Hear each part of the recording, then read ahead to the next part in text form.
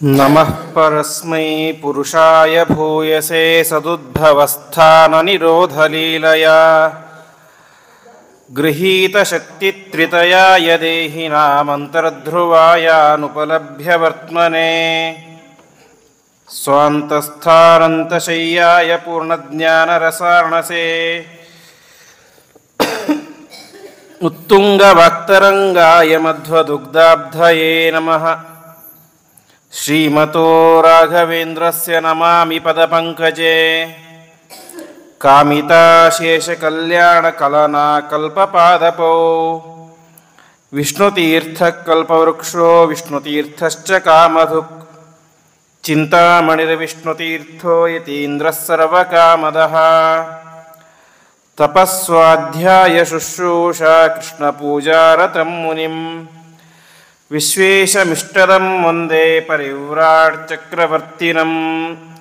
ಶ್ರೀಗುರುಭ್ಯೋ ನಮಃ. ಹರಿ ಓಂ.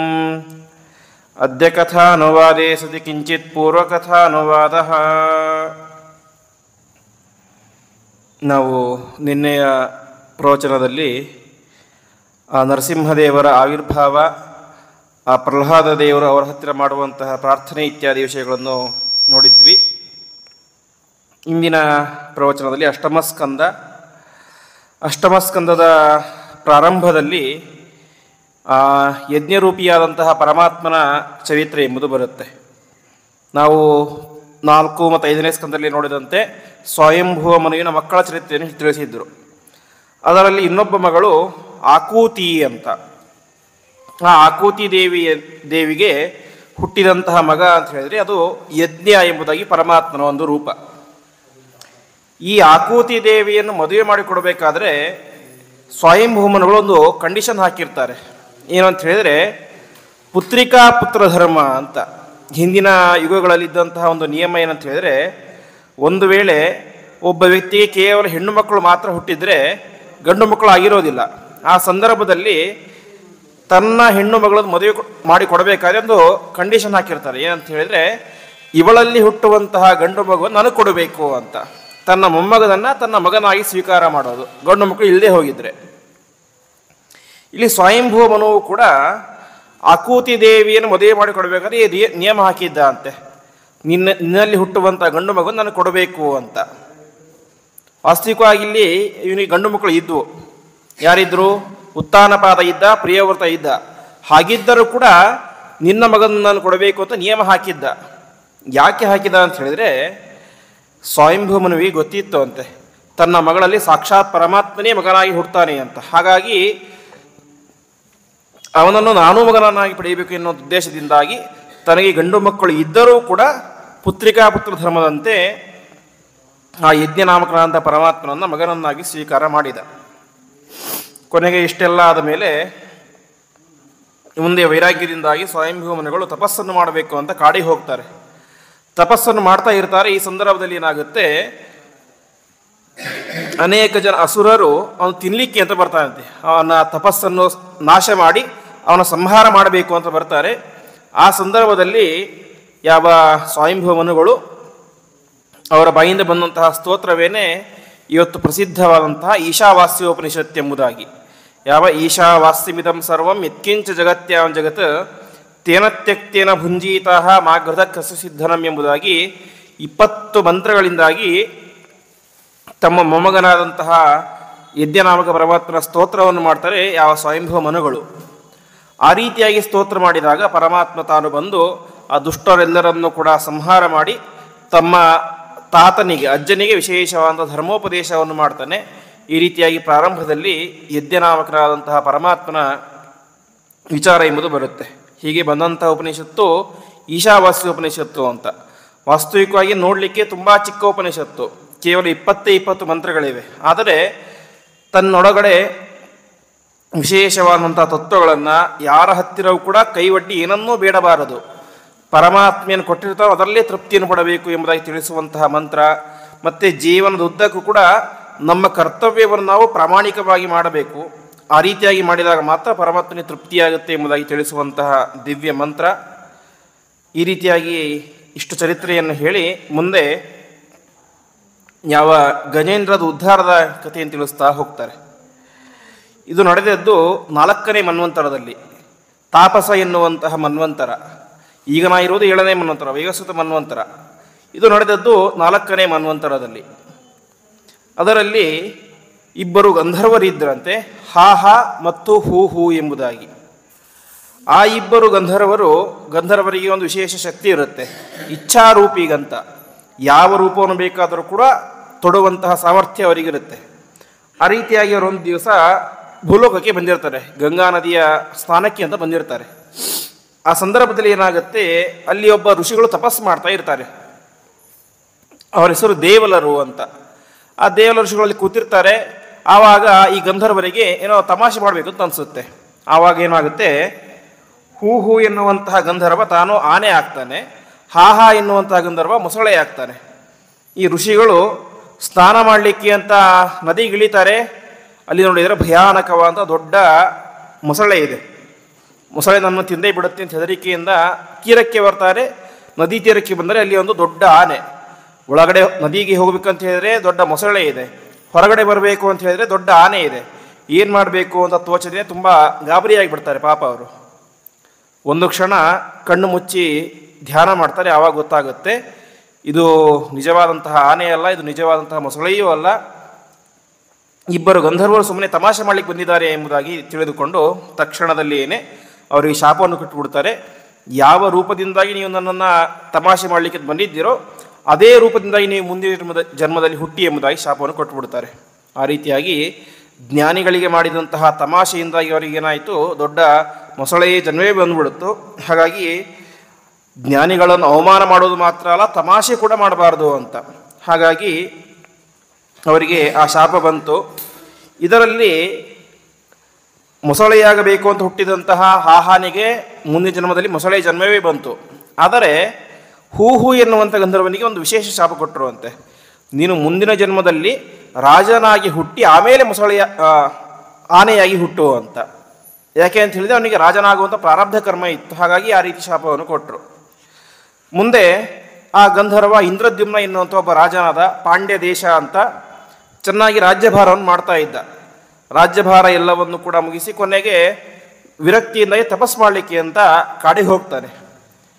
ಕಾಡಿನಲ್ಲಿ ಹೋದಾಗ ತಪಸ್ ಮಾಡ್ತಾ ಇರ್ತಾನೆ. ಒಂದು ದಿವಸ ಅವನ ಆಶ್ರಮಕ್ಕೆ ಅಗಸ್ತ್ಯ ಋಷಿಗಳು ಬರ್ತಾರೆ ಅಂತೆ.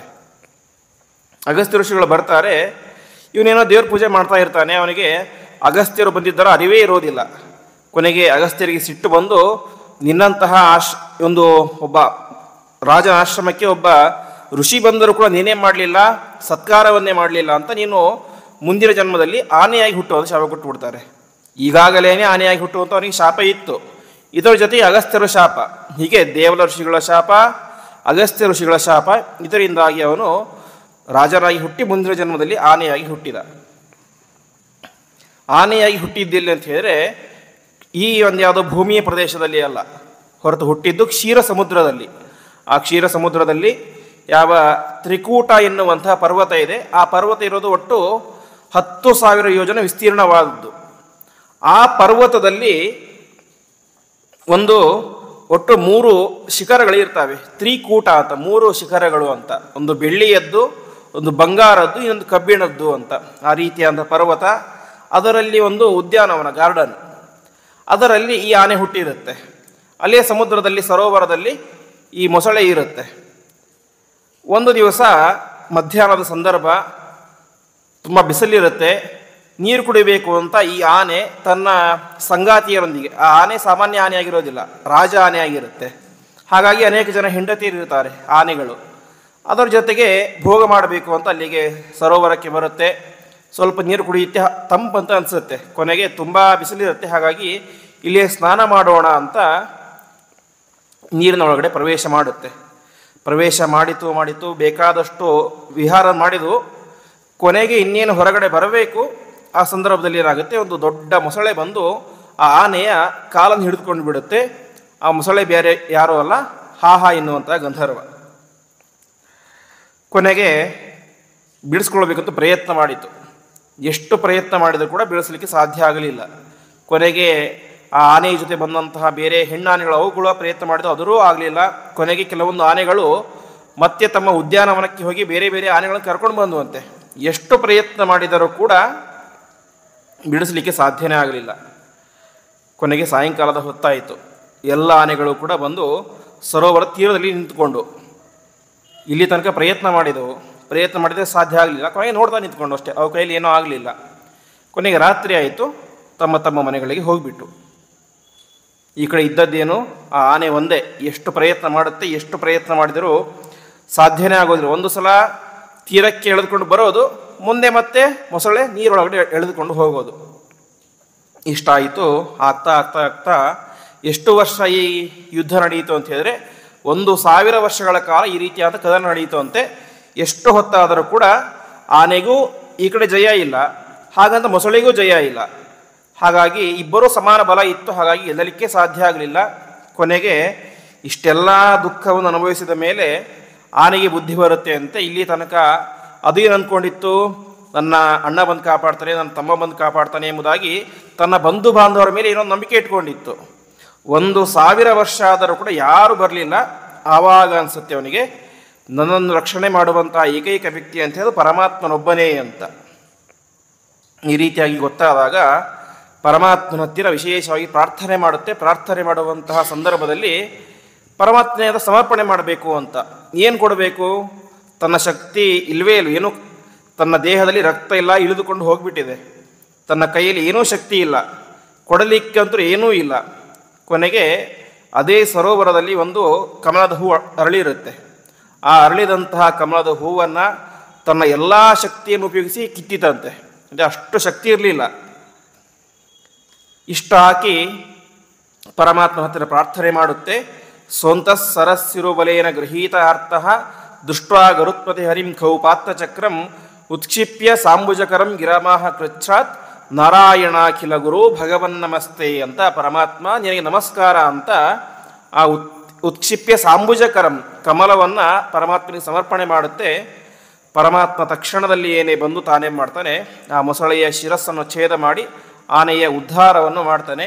ಈ ರೀತಿಯಾಗಿ ಗಜೇಂದ್ರನ ಮೋಕ್ಷ, ತಾವು ಮಾಡಿದಂತಹ ತಪ್ಪಿಗೆ ಆ ಆನೆಯಾಗಿ ಮೊಸಳೆಯಾಗಿ ಹುಟ್ಟಿ ಇಬ್ಬರೂ ಕೂಡ ಮುಂದೆ ಉದ್ಧಾರವನ್ನು ಹೊಂದುತ್ತಾರೆ ಎಂಬುದಾಗಿ ಇಷ್ಟು ಚರಿತ್ರೆಯನ್ನು ತಿಳಿಸ್ತಾರೆ. ಇಷ್ಟಾದ ಮೇಲೆ ಮುಂದಿನ ಮನ್ವಂತರ 5ನೇ ಮನ್ವಂತರ ರೈವತ ಮನ್ವಂತರ ಅಂತ. ಅದಾದ ಮೇಲೆ ಬರುವಂತಹ ಮನ್ವಂತರ 6ನೇ ಮನ್ವಂತರ ಚಾಕ್ಷುಷ ಮನ್ವಂತರ ಅಂತ. ಆ ಒಂದು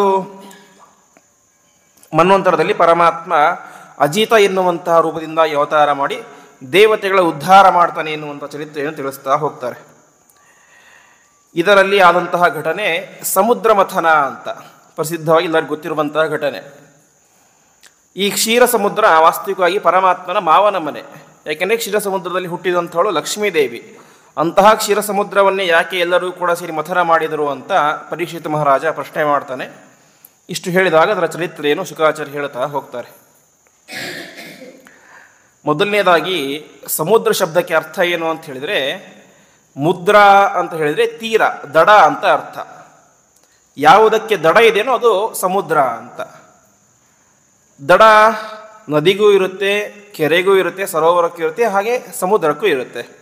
ಅದಕ್ಕೆ ಮಾತ್ರ ಯಾಕೆ ಸ್ಪೆಷಲ್ ಆಗಿ ದಡ ಇರುವುದು ಅಂತ ಹೆಸರು ಅಂತ, ಸಮುದ್ರ ಅಂತ ಹೆಸರು ಅಂತ ಹೇಳಿದರೆ, ಬೇರೆ ನದಿಗಳಿಗೆ, ಕೆರೆಗಳಿಗೆ, ಸರೋವರಗಳಿಗೆ ಒಂದು ತೀರದಲ್ಲಿ ನಿಂತರೆ ಆ ಕಡೆ ದಡ ಕಾಣಿಸುತ್ತೆ.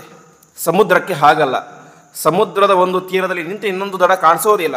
ಹಾಗಾಗಿ ಇದಕ್ಕೂ ಕೂಡ ತೀರ ಇದೆ, ದಡ ಇದೆ, ಹೆದರಬೇಡಿ ಎಂಬುದಾಗಿ ಅದರ ಹೆಸರನ್ನೇ ಸಮುದ್ರ ಎಂಬುದಾಗಿ ಮಾಡಿಬಿಟ್ರು. ಈ ರೀತಿಯಾದಂತಹ ಸಮುದ್ರ, ಆ ಸಮುದ್ರ ಅದರ ಮಥನವನ್ನು ಮಾಡಿದರು. ಯಾಕೆ ಮಾಡಿದರು ಅಂತ ಕೇಳಿದರೆ, ಅದು ಕೂಡ ಒಂದು ಶಾಪದ ನಿಮಿತ್ತವಾಗಿಯೇನೆ. ಹಿಂದೆ ಆ ಆನೆಗೆ ಮೊಸಳೆಗೆ ಅದು ಆ ಜನ್ಮ ಬಂದಿದ್ದು ಕೂಡ ಜ್ಞಾನಿಗಳ ಶಾಪದಿಂದ ನಿಮಿತ್ತವಾಗಿ. ಇಲ್ಲಿಯೂ ಕೂಡ ಸಮುದ್ರ ಮಥನ ಆಗಿದ್ದು ಜ್ಞಾನಿಗಳ ಶಾಪದಿಂದ ಎಂಬುದಾಗಿ ಹೇಳ್ತಾ ಇದ್ದಾರೆ. ಅದರಲ್ಲಿ ದೂರ್ವಾಸರು, ಹಿಂದೆ ನಾವು ಕೇಳಿದಂತೆ ಅತ್ರಿ ಋಷಿ ಮತ್ತು ಅನಸೂಯ ದೇವಿಯ ಮಕ್ಕಳು, ಸಾಕ್ಷಾತ್ ರುದ್ರದೇವರ ಅಂಶ. ಆ ಯಾವ ದೂರ್ವಾಸರು ಒಂದು ದಿವಸ ಸಂಚಾರ ಮಾಡ್ತಾ ಇರ್ತಾರೆ, ದೇವಲೋಕದಲ್ಲಿ ಸಂಚಾರ ಮಾಡ್ತಾ ಇರ್ತಾರೆ. ಪರಮಾತ್ಮನಿಗೆ ಸಮರ್ಪಣೆ ಮಾಡಿದಂತಹ ಒಂದು ನಿರ್ಮಾಲ್ಯ ಪುಷ್ಪ ಅಂತ ತೆಗೆದುಕೊಂಡು ಬರ್ತಾ ಇರ್ತಾರೆ. ಬರಬೇಕಾದರೆ ಎದುರುಗಡೆ ಸಾಕ್ಷಾತ್ ದೇವತೆಗಳ ದೊರೆಯಾದಂತಹ ಇಂದ್ರದೇವರು ಬರ್ತಾ ಇರ್ತಾರೆ. ಇಂದ್ರದೇವರು ಐರಾವತದ ಮೇಲೆ ಕೂತ್ಕೊಂಡು ಬರ್ತಾ ಇರ್ತಾರೆ. ಬರಬೇಕಾದರೆ ತಮ್ಮ ಕೈಯಲ್ಲಿ ಪುಷ್ಪ ಇರುತ್ತೆ, ನಿರ್ಮಾಲ್ಯ ಪುಷ್ಪ, ಪರಮಾತ್ಮನಿಗೆ ಸಮರ್ಪಣೆ ಮಾಡಿದಂತಹ ಪುಷ್ಪ. ಇವತ್ತಿಗೂ ಕೂಡ ಪ್ರತಿನಿತ್ಯ ನಾವೇನು ಪೂಜೆ ಮಾಡಿದ ಮೇಲೆ ನಿರ್ಮಾಲ್ಯ ಪುಷ್ಪವನ್ನು ತೆಗಿಬೇಕಾದರೆ ಎಡಭಾಗದಲ್ಲಿ ಸಾಕ್ಷಾತ್ ಯಾವ ರುದ್ರದೇವರು ಬಂಗಾರದ ಹರಿವಾಣವನ್ನು ಇಟ್ಟುಕೊಂಡು ನಾವು ಹಾಕುವಂತಹ ನಿರ್ಮಾಲ್ಯ ಪುಷ್ಪವನ್ನು ತಮ್ಮ ತಲೆಯ ಮೇಲೆ ಧಾರಣೆ ಮಾಡ್ತಾರೆ ಅಂತೆ. ಆ ರೀತಿಯಾಗಿ ಶ್ರೇಷ್ಠ ಪುಷ್ಪ, ಪರಮಾತ್ಮನ ಪುಷ್ಪ, ದೇವತೆಗಳ ರಾಜ ಬರ್ತಾ ಇದ್ದಾನೆ, ರಾಜನಿಗೆ ಕೊಟ್ಟರೆ ಎಲ್ಲರಿಗೂ ಕೊಟ್ಟ ಹಾಗೆ ಆಗುತ್ತೆ ಅಂತದನ್ನು ಅವನಿಗೆ ಕೊಡ್ತಾರೆ ಅಂತೆ. ಆದರೆ ದೇವೇಂದ್ರ ಅಹಂಕಾರದಿಂದಾಗಿ ಅದನ್ನೇನು ಮಾಡ್ತಾರೆ, ತನ್ನ ಆನೆ ಮೇಲೆ ಹಾಕಿಬಿಡ್ತಾನೆ. ಆನೆಯು ಕೂಡ ದೇವೇಂದ್ರನ ಆನೆ ಹೇಳಿ ಕೇಳಿ ಅದು ಕೂಡ ಅಹಂಕಾರದಿಂದಾಗಿ ಆ ಹೂವನ್ನು ಕಾಲ ಕೆಳಗಡೆ ಹಾಕಿ ಹೊಸಕ್ಕೆ ಹಾಕಿಬಿಡುತ್ತೆ ಅಂತೆ. ಯಾವ ನಿರ್ಮಾಲ್ಯ ಪುಷ್ಪವನ್ನು ಇಡೀ ದೇವಾನುದೇವತೆಗಳು, ಜ್ಞಾನಿಗಳು ಎಲ್ಲರೂ ಕೂಡ ಶಿರಸ್ಸಿನಲ್ಲಿ ಧಾರಣೆ ಮಾಡ್ತಾರೋ ಅಂತಹ ನಿರ್ಮಾಲ್ಯ ಪುಷ್ಪವನ್ನು ಒಂದು ಆನೆ ಕಾಲ ಕೆಳಗಡೆ ಹಾಕಿ ಹೊಸಕ್ಕೆ ಹಾಕಿದಾಗ ಅವರಿಗೆ ತುಂಬ ಸಿಟ್ಟು ಬರುತ್ತೆ. ಅವರು ಶಾಪವನ್ನು ಕೊಟ್ಬಿಡ್ತಾರೆ. ಯಾರಿಗೆ ಕೊಡ್ತಾರೆ? ಆನೆ ಕೊಡೋದಿಲ್ಲ. ಯಾಕೆ? ಆನೆ ಒಂದು ಪಶು, ಅದು ಪ್ರಾಣಿ, ಅದು ಹೊರತು ಅದರ ಮಾಲೀಕನಾದಂತಹ ದೇವೇಂದ್ರನಿಗೆ ಶಾಪವನ್ನು ಕೊಡ್ತಾರೆ ಅಂತೆ. ಇನ್ನು ಮುಂದೆ ನಿನ್ನ ಎಲ್ಲ ಸಂಪತ್ತು ಕೂಡ ನಾಶವಾಗಿ ಹೋಗಲಿ ಅಂತ ಶಾಪವನ್ನು ಕೊಟ್ಟುಬಿಡ್ತಾರೆ. ಶಾಪವನ್ನು ಕೊಟ್ಟಿದ್ದ್ಯಾರಿಗೆ? ದೇವೇಂದ್ರನಿಗೆ. ಅದರ ಎಫೆಕ್ಟ್ ಆಗಿದ್ದ್ಯಾರಿಗೆ ಅಂತ ಇಡೀ ದೇವತೆಗಳ ಲೋಕಕ್ಕೆ ಆಗಿಬಿಡ್ತು ಅಂತೆ. ಯಾಕೆ ಅಂತ ಹೇಳಿದರೆ ದೇವತೆಗಳ ರಾಜ ಯಾರು? ಇಂದ್ರ. ರಾಜ ಸರಿಯಾಗಿದ್ದರೆ ರಾಜ್ಯ ಸರಿಯಾಗಿರುತ್ತೆ. ರಾಜನ ಹತ್ರ ಸಂಪತ್ತೇ ಇಲ್ಲ ಅಂತ ಹೇಳಿಬಿಟ್ರೆ ಯಾವಾಗ ರಾಜ್ಯಲ್ಲೂ ಕೂಡ ಅಯೋಮಯ ಆಗಿಬಿಡುತ್ತೆ. ಹಾಗಾಗಿ ಈ ವಿಚಾರ ಯಾರಿಗೆ ಗೊತ್ತಾಗುತ್ತೆ? ದೈತ್ಯರಿಗೆ ಗೊತ್ತಾಗುತ್ತೆ ಅಂತೆ. ದೈತ್ಯರಿಗೆ ಗೊತ್ತಾದಾಗ ತಕ್ಷಣದಲ್ಲೇನೆ ಆ ರಾಜ್ಯದ ಮೇಲೆ ಆಕ್ರಮಣವನ್ನು ಮಾಡಿ ಇಡೀ ದೇವತೆಗಳ ರಾಜ್ಯವನ್ನು ತಾವು ಆಕ್ರಮಣ ಮಾಡಿಕೊಂಡು ಬಿಡ್ತಾರೆ. ಇಷ್ಟು ದಿವಸ ಆ ದೇವೇಂದ್ರದ ಪಟ್ಟದಲ್ಲಿ, ರಾಜ್ಯದಲ್ಲಿ ಯಾರು ಕೂಡ್ತಾ ಇದ್ದರು? ದೇವೇಂದ್ರ ಕೂಡ್ತಾ ಇದ್ದ. ಇವತ್ತಿನಿಂದಾಗಿ ಬಲಿಚಕ್ರವರ್ತಿಯಲ್ಲಿ ಕೂತ್ಕೊಳ್ಳಿಕ್ಕೆ ಶುರು ಮಾಡಿದ ಅಂತೆ. ಹೀಗೆ ಇಡೀ ದೇವತೆಗಳ ರಾಜ್ಯ ಅದು ದೈತ್ಯರ ಪಾಲಾಗಿ ಹೋಗಿಬಿಡ್ತು. ದೈತ್ಯರ ಪಾಲಾಯಿತು. ಅವರಿಗೆ ಮೊದಲೇ ಶಕ್ತಿ ಜಾಸ್ತಿ. ಸಾಮಾನ್ಯವಾಗಿ ದೈತ್ಯರಿಗೆ 3 ಹಂತದಲ್ಲಿ ಶಕ್ತಿ ಜಾಸ್ತಿ ಇರುತ್ತೆ ಅಂತೆ. ಒಂದು ಸಂಖ್ಯಾಬಲ ಅಂತ, ಅವರ ಸಂಖ್ಯೆ ಜಾಸ್ತಿ, ಅದರಿಂದ ಬಲ ಜಾಸ್ತಿ ಇರುತ್ತೆ. ಇನ್ನೊಂದು ಆಹಾರದ ಬಲ. ಆಹಾರದ ಬಲ ಅಂತ ಹೇಳಿದ್ರೆ ಅವರಿಗೆ ಇದನ್ನು ತಿನ್ನಬೇಕು, ಇದನ್ನು ತಿನ್ನಬಾರ್ದು ಅನ್ನುವಂಥ ರೀತಿ ನಿಯಮಗಳು ಇರೋದಿಲ್ಲ. ನಮ್ಮ ಹಾಗೆ 1 ಏಕಾದಶಿ 2 ಏಕಾದಶಿ ಅಂತ ಇರೋದಿಲ್ಲ. ಯಾವಾಗ ಬೇಕಾದ್ರೂ ಏನು ಬೇಕಾದ್ರೂ ತಿನ್ನಬಹುದು. ಇನ್ನೊಂದೇನು? ವರಬಲ ಅಂತ. ಸಾಮಾನ್ಯವಾಗಿ ಯಾವ ದೇವತೆಗಳು ಕೂಡ ತಪಸ್ಸು ಮಾಡಿ ವರ ಪಡೆದಿರೋದಿಲ್ಲ. ಆದರೆ ಬಹುತೇಕ ದೈತ್ಯರು ರುದ್ರದೇವರನ್ನು, ಬ್ರಹ್ಮದೇವರ ಕುರಿತು ತಪಸ್ಸು ಮಾಡಿರ್ತಾರೆ, ವರಬಲ ಇರುತ್ತೆ. ಹೀಗೆ ಸಂಖ್ಯಾಬಲ, ಇನ್ನೊಂದು ಆಹಾರದ ಬಲ, ಇನ್ನೊಂದು ವರಬಲ, ಹೀಗೆ 3 ರೀತಿಯಾಗಿ ಬಲ ಜಾಸ್ತಿ ಇರುತ್ತೆ ಅವರಿಗೆ. ಈಗೇನಾಗಿದೆ? ದೇವತೆಗಳ ಬಲ ಕಡಿಮೆ ಆಗಿಬಿಟ್ಟಿದೆ. ಹಾಗಾಗಿ ಎಲ್ಲರೂ ಕೂಡ ಆಕ್ರಮಣ ಮಾಡ್ತಾರೆ. ಆಕ್ರಮಣ ಮಾಡಿ ಇಡೀ ದೇವತೆಗಳ ಲೋಕವನ್ನೇ ತಮ್ಮ ಕೈವಶ ಮಾಡ್ಕೊಂಡು ಬಿಡ್ತಾರೆ. ಆವಾಗ ಎಲ್ಲ ದೇವತೆಗಳು ಕೂಡ ನೇರವಾಗಿ ಹೋಗಿ ಬ್ರಹ್ಮದೇವರ ಬಳಿ ಪ್ರಾರ್ಥನೆ ಮಾಡ್ತಾರೆ ಅಂತೆ. ಪ್ರಾರ್ಥನೆ ಮಾಡಿದಾಗ ಅವ್ರು ಹೇಳ್ತಾರೆ, ನೀವೆಲ್ಲರೂ ಕೂಡ ಹೋಗಿ ಪರಮಾತ್ಮನಂತೆ ಪ್ರಾರ್ಥನೆ ಮಾಡೋಣ, ನಾವೆಲ್ಲರೂ ಕೂಡ ಸೇರಿ ಪರಮಾತ್ಮನೊಬ್ಬನೇ ನಮಗೆ ಉಪಕಾರ ಮಾಡುವಂಥ ವ್ಯಕ್ತಿ ಅಂತ ಪರಮಾತ್ಮನ ಬಳಿ ಹೋಗ್ತಾರೆ. ವಿಶೇಷವಾಗಿ ಸ್ತೋತ್ರ ಮಾಡ್ತಾರೆ. ಆವಾಗ ಅಜಿತ ರೂಪಿಯಾದಂಥ ಪರಮಾತ್ಮ ಪ್ರತ್ಯಕ್ಷನಾಗ್ತಾನೆ. ಪ್ರತ್ಯಕ್ಷನಾದಾಗ ಅವನ ಕಾಂತಿ ಯಾವ ರೀತಿ ಇತ್ತು ಅಂತ ಭಾಗವತ ವರ್ಣನೆ ಮಾಡುತ್ತೆ. ಎಲ್ಲರೂ ಕೂಡ ಒಂದು ಕಡೆ ನಿಂತಿದ್ದರು. ಪರಮಾತ್ಮ ಎದುರುಗಡೆ ಪ್ರತ್ಯಕ್ಷನಾದ. ಯಾವಾಗ ಪರಮಾತ್ಮ ಪ್ರತ್ಯಕ್ಷನಾದನೋ ಪ್ರತಿಯೊಬ್ಬರು ಕೂಡ ಹಿಂದೆ ಸರಿದು ಬಿಟ್ಟರಂತೆ. ಯಾಕೆ ಅಂತ ಹೇಳಿದರೆ ಅವನ ಕಾಂತಿಯನ್ನು ಅಷ್ಟು ಹತ್ತಿರದಿಂದ ನೋಡುವಂಥ ಸಾಮರ್ಥ್ಯ ಯಾರಿಗೂ ಇರಲಿಲ್ಲ. ಹಾಗಾಗಿ ತಮ್ಮ ತಮ್ಮ ಯೋಗ್ಯತೆಗೆ ಅನುಸಾರವಾಗಿ ಹಿಂದೆ ಹಿಂದೆ ಸರಿದುಕೊಂಡು ಆ ಪರಮಾತ್ಮನ ದರ್ಶನವನ್ನು ಮಾಡ್ತಾರೆ. ಆವಾಗ ಪರಮಾತ್ಮ ಹೇಳ್ತಾನೆ, ನಾನು ಹೇಳಿದಂತೆ ಮಾಡಿ ನಿಮ್ಮ ಉದ್ಧಾರ ಆಗುತ್ತೆ ಅಂತ. ಏನು ಮಾಡಬೇಕು? ಕ್ಷೀರ ಸಮುದ್ರವನ್ನು ಮಥನ ಮಾಡಬೇಕು. ಅದರಿಂದ ನೀವು ಕಳೆದುಕೊಂಡಂತಹ ಎಲ್ಲ ಸಂಪತ್ತು ಕೂಡ ಮತ್ತೆ ನಿಮಗೆ ವಾಪಸ್ ಸಿಗುತ್ತೆ. ಅಷ್ಟು ಮಾತ್ರ ಅಲ್ಲ, ಕೊನೆಗೆ ನಿಮಗೆ ಅಮೃತ ಎಂಬುದು ಸಿಗುತ್ತೆ. ಅದರಿಂದಾಗಿ ನೀವು ಎಲ್ಲರನ್ನು ಕೂಡ ಗೆದ್ದವರಾಗ್ತೀರಿ ಅಂತ ಹೇಳ್ತಾರೆ. ಅದರ ಜೊತೆಗೆ ಪರಮಾತ್ಮ ಇನ್ನೊಂದು ಮಾತನ್ನು ಹೇಳ್ತಾನೆ, ಈ ಕೆಲಸ ನಿಮ್ಮೊಬ್ಬರ ಕೈಯಲ್ಲಿ ಸಾಧ್ಯ ಇಲ್ಲ ಅಂತ. ಅರಯೋಪಿ ಸಂಧೇಯಾಹ ಅಂತ. ಅರಿ ಅಂತ ಹೇಳಿದ್ರೆ ಶತ್ರುಗಳು, ನಿಮ್ಮ ಶತ್ರುಗಳಾದಂತಹ ದೈತ್ಯರ ಜೊತೆಗೆ ಸೇರಿಕೊಂಡು ನೀವು ಕೆಲಸ ಮಾಡಬೇಕು ಅಂತ ಹೇಳ್ತಾರೆ. ಅದಕ್ಕೆ ದೇವತೆಗಳು ಹೇಳ್ತಾರೆ, ಅದು ಹೇಗೆ ಸಾಧ್ಯ ಅಂತ. ಅಮೃತ ಬೇಕಾಗಿರೋದು ನಮಗೆ, ನಾವು ಪ್ರಯತ್ನ ಮಾಡಬೇಕು. ದೈತ್ಯನ ಕದವರು ಬರ್ತಾರಾ? ಬರೋದಿಲ್ಲ. ಯಾಕೆ? ಉಪಯೋಗ ಇರೋದು ನಮಗೆ, ಅವರಿಗಲ್ಲ. ಅಮೃತ ಸಿಗೋದು ನಮಗೆ, ಹಾಗಾಗಿ ಅವ್ರು ಕರೆದ್ರೆ ಬರೋದಿಲ್ಲ. ಹಾಗಾಗಿ ಹೇಗೆ ಸಾಧ್ಯ ಅಂತ. ಅದಕ್ಕೆ ಪರಮಾತ್ಮ ಒಂದು ಕಥೆಯನ್ನು ಹೇಳ್ತಾನೆ, ಅಹಿಮೂಷಕವದ್ದೇವಾಹ ಅಂತ. ಒಂದು ಹಾವು ಮತ್ತು ಇಲಿಯ ಕಥೆಯನ್ನು ಪರಮಾತ್ಮ ಹೇಳಿಕ್ಕೆ ಶುರು ಮಾಡ್ತಾನೆ ಅಂತೆ. ಒಬ್ಬ ಹಾವಾಡಿಗ ಇದ್ದ. ಹಾವಾಡಿಗ ಒಂದು ಹಾವನ್ನು ಬಂಧನ ಮಾಡಿಕೊಂಡು ಒಂದು ಬಿದಿರಿನ ಬುಟ್ಟಿಯಲ್ಲಿ ಇಟ್ಟಿದ್ದ. ಪ್ರತಿನಿತ್ಯ ಅದಕ್ಕೆ ಒಂದೊಂದು ಆಹಾರವನ್ನು ಕೊಡ್ತಾ ಇದ್ದ, ಯಾವುದೋ ಮಾಂಸವನ್ನು ಏನಾದರೂ ಆಹಾರವನ್ನು ಕೊಡ್ತಾ ಇದ್ದ. ಒಂದು ದಿವಸ ಇದೇ ರೀತಿ ಒಂದು ಇಲಿಯನ್ನು, ಬದುಕಿದ್ದಂತಹ ಇಲಿಯನ್ನೇ ಆಹಾರವನ್ನಾಗಿ ಆ ಬುಟ್ಟಿಗೆ ಹಾಕ್ತಾನೆ ಅಂತೆ. ಅವಾಗ ಹಾವು ಯೋಚನೆ ಮಾಡುತ್ತೆ, ನಾನು ಈ ಇಲಿಯನ್ನು ತಿಂದರೂ ಇದೇ ಬುಟ್ಟಿಯಲ್ಲಿ ಇರಬೇಕು, ಇಲಿಯನ್ನು ತಿಂದೇ ಹೋದರೂ ಇದೇ ಬುಟ್ಟಿಯಲ್ಲಿ ಇರಬೇಕು, ಹಾಗಾಗಿ ಏನಾದರೂ ಮಾಡಿ ಈ ಬುಟ್ಟಿಯನ್ನು ತಪ್ಪಿಸ್ಕೊಳ್ಬೇಕಂತ ವಿಚಾರ ಮಾಡುತ್ತೆ. ತಕ್ಷಣ ಇಲಿಗೆ ಹೇಳುತ್ತೆ ಅಂತೆ, ನಮ್ಮಿಬ್ಬರನ್ನು ಕೂಡ ಆ ವ್ಯಕ್ತಿ ಏನು ಮಾಡಿದ್ದಾನೆ, ಬಂಧನ ಮಾಡಿ ಬುಟ್ಟಿಯಲ್ಲಿ ಹಾಕಿದ್ದಾನೆ. ಹಾಗಾಗಿ ಈ ಬುಟ್ಟಿಯಿಂದ ನಾನು ಹೊರಗಡೆ ಹೋಗಬೇಕು ಅಂತ ಹೇಳಿದ್ರೆ ನೀನು ಸಹಾಯ ಬೇಕು ಅಂತ. ವಾಸ್ತವಿಕವಾಗಿ ಹಾವು ಮತ್ತು ಇಲ್ಲಿ ದೊಡ್ಡ ಶತ್ರುಗಳು, ಆದರೂ ಕೂಡ ಸಹಾಯ ಕೇಳುತ್ತೆ ಅಂತೆ. ಏನು ಮಾಡಬೇಕು, ನಾನು ನನ್ನ ಹೆಡೆಯನ್ನು ಎತ್ತಿ ನಿಂತ್ಕೊಳ್ತೇನೆ, ನೀನು ನನ್ನ ಹೆಡೆಯ ಮೇಲೆ ಹತ್ತಿಕೊಂಡು ಈ ಬಿದಿರಿನ ಬುಟ್ಟಿ ಕಟ್ ಮಾಡು, ಯಾಕೆ ಇಲಿಗಳಿಗೆ ಹಲ್ಲು ಶಾರ್ಪ್ ಇರುತ್ತೆ, ಹಾಗಾಗಿ ಕಟ್ ಮಾಡು, ನಾವಿಬ್ಬರು ಹೊರಗಡೆ ಹೋಗ್ಬೋಣ, ಬದುಕ್ಬೋದು ನಾವಿಬ್ಬರು ಅಂತ. ಆದರೆ ಹಾವಿನ ಉದ್ದೇಶ ಏನಿರುತ್ತೆ, ತಪ್ಪಿಸಿಕೊಳ್ಳುವ ತನಕ ಮಾತ್ರ ಇಲಿಯ ಸಹಾಯ, ಹೊರಗಡೆ ಬಂದ ಮೇಲೆ ಇಲಿಯನ್ನೇ ತಿಂದುಬಿಡಬೇಕು ಅಂತ. ಆ ರೀತಿಯಾಗಿ ಸರಿ ಅಂತ ಪಾಪ ಇಲ್ಲಿ ನಂಬುತ್ತೆ. ಹಾವು ಹೆಡೆ ಬಿಚ್ಚಿ ನಿಂತ್ಕೊಳ್ಳುತ್ತೆ, ಅದರ ಮೇಲೆ ಹತ್ಕೊಳ್ಳುತ್ತೆ, ಇಲಿ ಕಟ ಅಂತ ಕಡ್ದು ಹಾಕಿಬಿಡುತ್ತೆ. ಹೊರಗಡೆ ಬರುತ್ತೆ, ಬಂದ ತಕ್ಷಣವೇ ಏನು ಮಾಡುತ್ತೆ, ಆ ಇಲಿಯನ್ನು ತಿಂದುಕೊಂಡು ಹಾವು ತನ್ನ ಎಲ್ಲಿ ಬೇಕೋ ಅಲ್ಲಿಗೆ ಹೋಗಿಬಿಡುತ್ತೆ. ಈ ಕಥೆಯನ್ನು ಹೇಳಿ ಪರಮಾತ್ಮ ಹೇಳ್ತಾನೆ, ನೀವು ಕೂಡ ಇದೇ ರೀತಿ ಮಾಡಬೇಕು ಅಂತ. ನಿಜವಾಗಿಯೂ ದೈತ್ಯರು ನಿಮ್ಮ ಶತ್ರುಗಳು ಹೌದು, ಆದರೆ ನಿಮ್ಮ ಕೆಲಸ ಆಗಬೇಕು ಅಂತ ಹೇಳಿದರೆ ದೈತ್ಯರ ಸಹಾಯ ಬೇಕೇ ಬೇಕು. ನಿಮ್ಮಲ್ಲಿ ಅಷ್ಟು ಸಾಮರ್ಥ್ಯ ಇಲ್ಲ, ನಿಮ್ಮ ಅಷ್ಟು ಸಂಖ್ಯೆಯೂ ಇಲ್ಲ, ಹಾಗಾಗಿ ನೀವು ಅವ್ರ ಸಹಾಯ ಪಡ್ಕೊಳ್ಳಿ, ಆದರೆ ಅಮೃತ ಮಾತ್ರ ನಿಮಗೆ ಒಬ್ಬರಿಗೆ ಸಿಗುತ್ತೆ, ಅವರಿಗೆ ಸಿಗೋ ಥರ ನಾನು ಮಾಡೋದಿಲ್ಲ, ನನ್ನ ಮೇಲೆ ನಂಬಿಕೆ ಇಡಿ ಅಂತ ಪರಮಾತ್ಮ ಹೇಳ್ತಾನೆ. ಸರಿ ಅಂತ ಎಲ್ಲರೂ ಕೂಡ ತಮ್ಮ ಸ್ವರ್ಗಲೋಕಕ್ಕೆ ಹೋಗ್ತಾರೆ. ಅಲ್ಲಿ ನೋಡಿದರೆ ದೇವತೆಗಳ ರಾಜನಾಗಿ ಇಂದ್ರ ಯಾವ ಬಲಿಚಕ್ರವರ್ತಿ ಮೆರಿತಾ ಇದ್ದಾನೆ, ಅನೇಕ ವಿಪ್ರಚಿತ್ತಿ ಮುಂತಾದಂಥ ದೈತ್ಯರಿದ್ದಾರೆ. ಇವರು ಬಂದ ತಕ್ಷಣ ಯುದ್ಧ ಮಾಡಲಿಕ್ಕೆ ಅಂತಲೇ ಬಂದ್ಬಿಡ್ತಾರೆ ಎಲ್ಲ ದೈತ್ಯರು ಕೂಡ. ಆವಾಗ ಬಲಿಚಕ್ರವರ್ತಿ ಹೇಳ್ತಾನೆ, ಅವ್ರ ಮುಖ ನೋಡಿದರೆ ಯುದ್ಧ ಮಾಡಲಿಕ್ಕೆ ಬಂದವ್ರ ಥರ ಇಲ್ಲ, ಏನೋ ಸಹಾಯ ಬೇಕು ಅಂತ ಅನಿಸುತ್ತೆ, ವಿಚಾರ ಮಾಡೋಣ ಇರಿ ಅಂತ ಹೇಳ್ತಾರೆ. ಆವಾಗ ಎಲ್ಲರೂ ಕೂಡ ಹೇಳ್ತಾರೆ, ಈ ರೀತಿಯಾಗಿ ಅಮೃತ ಮಥನ ಮಾಡಬೇಕು ಅಂತ ಅಂದ್ಕೊಂಡಿದ್ದೀವಿ, ಅಮೃತ ಮಥನವನ್ನು ಇಬ್ಬರೂ ಕೂಡ ಸೇರಿ ಮಾಡೋಣ, ಬಂದದ್ರಲ್ಲಿ ನಿಮಗೆ 50 ನಮಗೆ 50, 50-50 ಎಂಬುದಾಗಿ ಹೇಳ್ತಾರೆ. ಆವಾಗ ದೈತ್ಯರಿಗೆ ಸಂತೋಷ ಆಗುತ್ತೆ. ಯಾಕೆ ಅಂತ ಹೇಳಿದರೆ ಇಷ್ಟು ವರ್ಷಗಳ ಕಾಲ ಬರೀ ಅದು ಸುರಾಪಾನ ಅದರಿಂದ ಮಾಡ್ಕೊಂಡಿದ್ರು, ಅಮೃತ ಸಿಕ್ಕರೆ ನಮಗನ್ನು ಯಾರನ್ನು ಸೋಲಿಸ್ಲಿಕ್ಕೆ ಸಾಧ್ಯ ಆಗೋದಿಲ್ಲ, ಹಾಗಾಗಿ ಸರಿ ಅಂತ ಒಪ್ಕೊಳ್ತಾರೆ. ಒಪ್ಪಿಕೊಂಡ್ರು.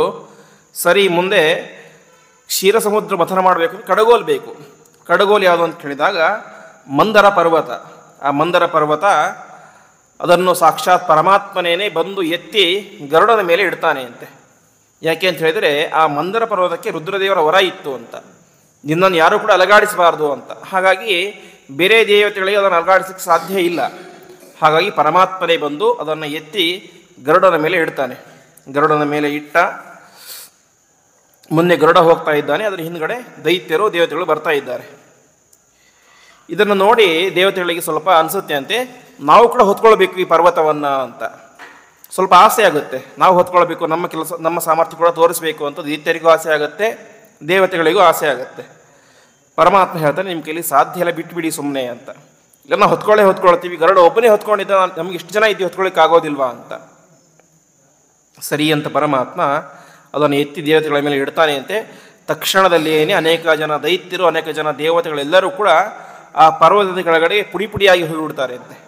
ಮತ್ತೆ ಪರಮಾತ್ಮ ಅದನ್ನು ಎತ್ತಿಕೊಂಡು ಆ ಗರುಡನ ಮೇಲೆ ಇಟ್ಟುಕೊಂಡು ಎಲ್ಲರೂ ಕೂಡ ಕ್ಷೀರ ಸಮುದ್ರದ ಕಡೆಗೆ ಹೋಗ್ತಾರೆ. ಮುಂದೆ ಮಥನ ಮಾಡಲಿಕ್ಕೆ ದೊಡ್ಡ ಹಗ್ಗ ಬೇಕು. ಹಗ್ಗ ಯಾರು ಅಂತ ಹೇಳಿದ್ರೆ ವಾಸುಕಿ ಎನ್ನುವಂತಹ ಸರ್ಪ.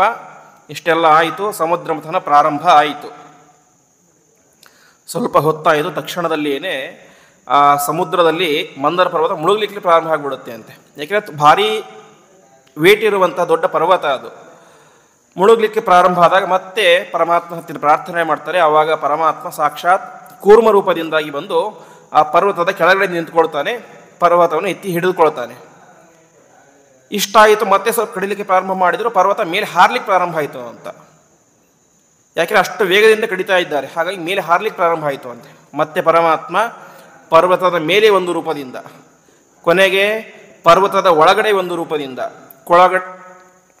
ಮತ್ತೆ ವಾಸುಕಿ ಸರ್ಪದಲ್ಲಿ ಒಂದು ರೂಪದಿಂದ, ದೈತ್ಯರಲ್ಲಿ ಒಂದು ರೂಪದಿಂದ, ದೇವತೆಗಳಲ್ಲಿ ಒಂದು ರೂಪದಿಂದ, ಅಷ್ಟು ಮಾತ್ರ ಸಮುದ್ರದಲ್ಲಿ ಒಂದು ರೂಪದಿಂದ, ಹೀಗೆ ಪ್ರತಿಯೊಂದು ಕಡೆಯೂ ಕೂಡ ಒಂದೊಂದು ರೂಪದಿಂದಾಗಿ ಪರಮಾತ್ಮ ನಿಂತುಕೊಂಡು ತಾನೇ ಪ್ರಧಾನವಾಗಿ ಆ ಸಮುದ್ರವನ್ನು ಮಥನ ಮಾಡಿದ ಅಂತೆ. ಈ ದೇವತೆಗಳು ದೈತ್ಯರು ನಿಮಿತ್ತ ಮಾತ್ರ. ಆ ರೀತಿಯಾಗಿ ಸಮುದ್ರ ಮಥನ ಪ್ರಾರಂಭ ಆಯಿತು. ದೇವತೆಗಳು ಮುಖ ಹಿಡ್ಕೊಂಡಿದ್ರು, ಹಾವಿನ ಮುಖ. ದೈತ್ಯರು ಬಾಲ ಹಿಡ್ಕೊಂಡಿದ್ರು. ಇದನ್ನು ನೋಡಿ ದೈತ್ಯರಿಗೆ ಸ್ವಲ್ಪ ಸಿಟ್ಟು ಬರುತ್ತೆ ಅಂತೆ. ನಾವೆಂಥವರು, ದೊಡ್ಡ ವಂಶದಲ್ಲಿ ಬಂದಂಥವ್ರು, ಕಶ್ಯಪ ಋಷಿಗಳ ಮಕ್ಕಳು, ದೊಡ್ಡ ಜ್ಞಾನಿಗಳು, ತಪಸ್ಸನ್ನು ಮಾಡಿದಂಥ ದೊಡ್ಡ ವ್ಯಕ್ತಿಗಳು. ಈ ದೇವತೆಗಳಿಗೆ ತಪಸ್ಸಿಲ್ಲ, ಏನಿಲ್ಲ. ಅಂತಹ ನಮ್ಮಂತಹ ದೈತ್ಯರು ಹಾವಿನ ಬಾಲ ಹಿಡಿಯೋದು ಅಂತಂದರೆ ಅದು ಅಮಂಗಲ, ಅಹೇರಮಂಗಲಂ ಎಂಬುದಾಗಿ ಹೇಳ್ತಾರೆ. ಇದು ಪುಚ್ಛ, ಬಾಲ. ಇದು ನಾವು ಬಾಲ ಬೇಡ, ಮುಖ ಬೇಕು ಅಂತ. ನಾವು ಶ್ರೇಷ್ಠರು. ದೇವತೆಗಳು ಒಂದು ವಿಚಾರವನ್ನು ಮಾಡಿರ್ತಾರೆ. ಪರಮಾತ್ಮ ಒಂದು ಮಾತನ್ನು ಹೇಳಿರ್ತಾನೆ ಅವರಿಗೆ. ದೈತ್ಯರು ಏನು ಹೇಳಿದ್ರು ಕೂಡ ನೀವು ಅದಕ್ಕೆ ಓಕೆ ಅಂತ ಹೇಳಬೇಕು. ಅಮೃತ ಸಿಗೋದು ಮಾತ್ರ ನಿಮಗೆ ಅಂತ ಹೇಳಿರ್ತಾನೆ. ಕೊನೆಗೆ ಸರಿ ಅಂತ ಬಾಲವನ್ನೇ ತಾವು ಹಿಡ್ಕೊಳ್ತಾರೆ, ಮುಖವನ್ನು ಅದ್ರ ಕಡೆ ಕೊಡ್ತಾರೆ. ಕೊನೆಗೆ ಮತ್ತೆ ಕಡಿಲಿಕ್ಕೆ ಪ್ರಾರಂಭ ಮಾಡಿದರು. ಆವಾಗ ಏನಾಗುತ್ತೆ, ಕಡಿತಾ ಕಡಿತಾ ಕಡಿತಾ ಆ ವಾಸುಕಿಯ ಹೊಟ್ಟೆಯೆಲ್ಲ ಆ ಕಡೆ ಈ ಕಡೆಯಾಗಿ ಅದರ ಬಾಯಿಂದಾಗಿ ವಿಷದ ಗಾಳಿ ಬರಲಿಕ್ಕೆ ಶುರುವಾಗುತ್ತೆ ಅಂತೆ. ವಾಸುಕಿಯ ಬಾಯಿಂದಾಗಿ. ಬಾಯಿ ಹಿಡಿದುಕೊಂಡವರು ಯಾರು? ದೈತ್ಯರು. ಹಾಗಾಗಿ ಆ ವಿಷದ ಗಾಳಿ ಬಂದು ಬಂದು ಬಂದು ಅನೇಕ ಜನ ದೈತ್ಯರು ಮೂರ್ಛೆ ಹೋಗಿಬಿಡ್ತಾರೆ ಅಂತೆ. ಆದರೆ ವಾಪಸ್ ಕೊಡ್ಲಿಕ್ಕೆ ಸಿದ್ಧ ಇಲ್ಲ, ಮತ್ತೆ ಬಾಲ್ ಹಿಡ್ಕೊಳ್ಳಿಕ್ಕೆ ಸಿದ್ಧ ಇಲ್ಲ. ಯಾಕೆ? ಪ್ರೆಸ್ಟೇಜ್ ಪ್ರಶ್ನೆ. ತಾವೇ ಕೇಳಿ ಮುಖ ಬೇಕು ಅಂತ ಹಿಡ್ಕೊಂಡಿದ್ದಾರೆ. ಈಗ ನಮ್ಗೆ ಕಷ್ಟ ಆಗ್ತಿದೆ ಅಂತ ಹೇಳಿದರೆ ತಮ್ಮ ಮರ್ಯಾದೆ ಹೋಗುತ್ತೆ ಅಂತ ತಮಗೆ ಕಷ್ಟವಾದರೂ ಕೂಡ ತಾವೇನು ಮಾಡ್ತಾರೆ ಅಂತೆ, ಆ ಮುಖವನ್ನು ಹಿಡಿದುಕೊಂಡು ಕಡಿಲಿಕ್ಕೆ ಶುರು ಮಾಡ್ತಾರೆ.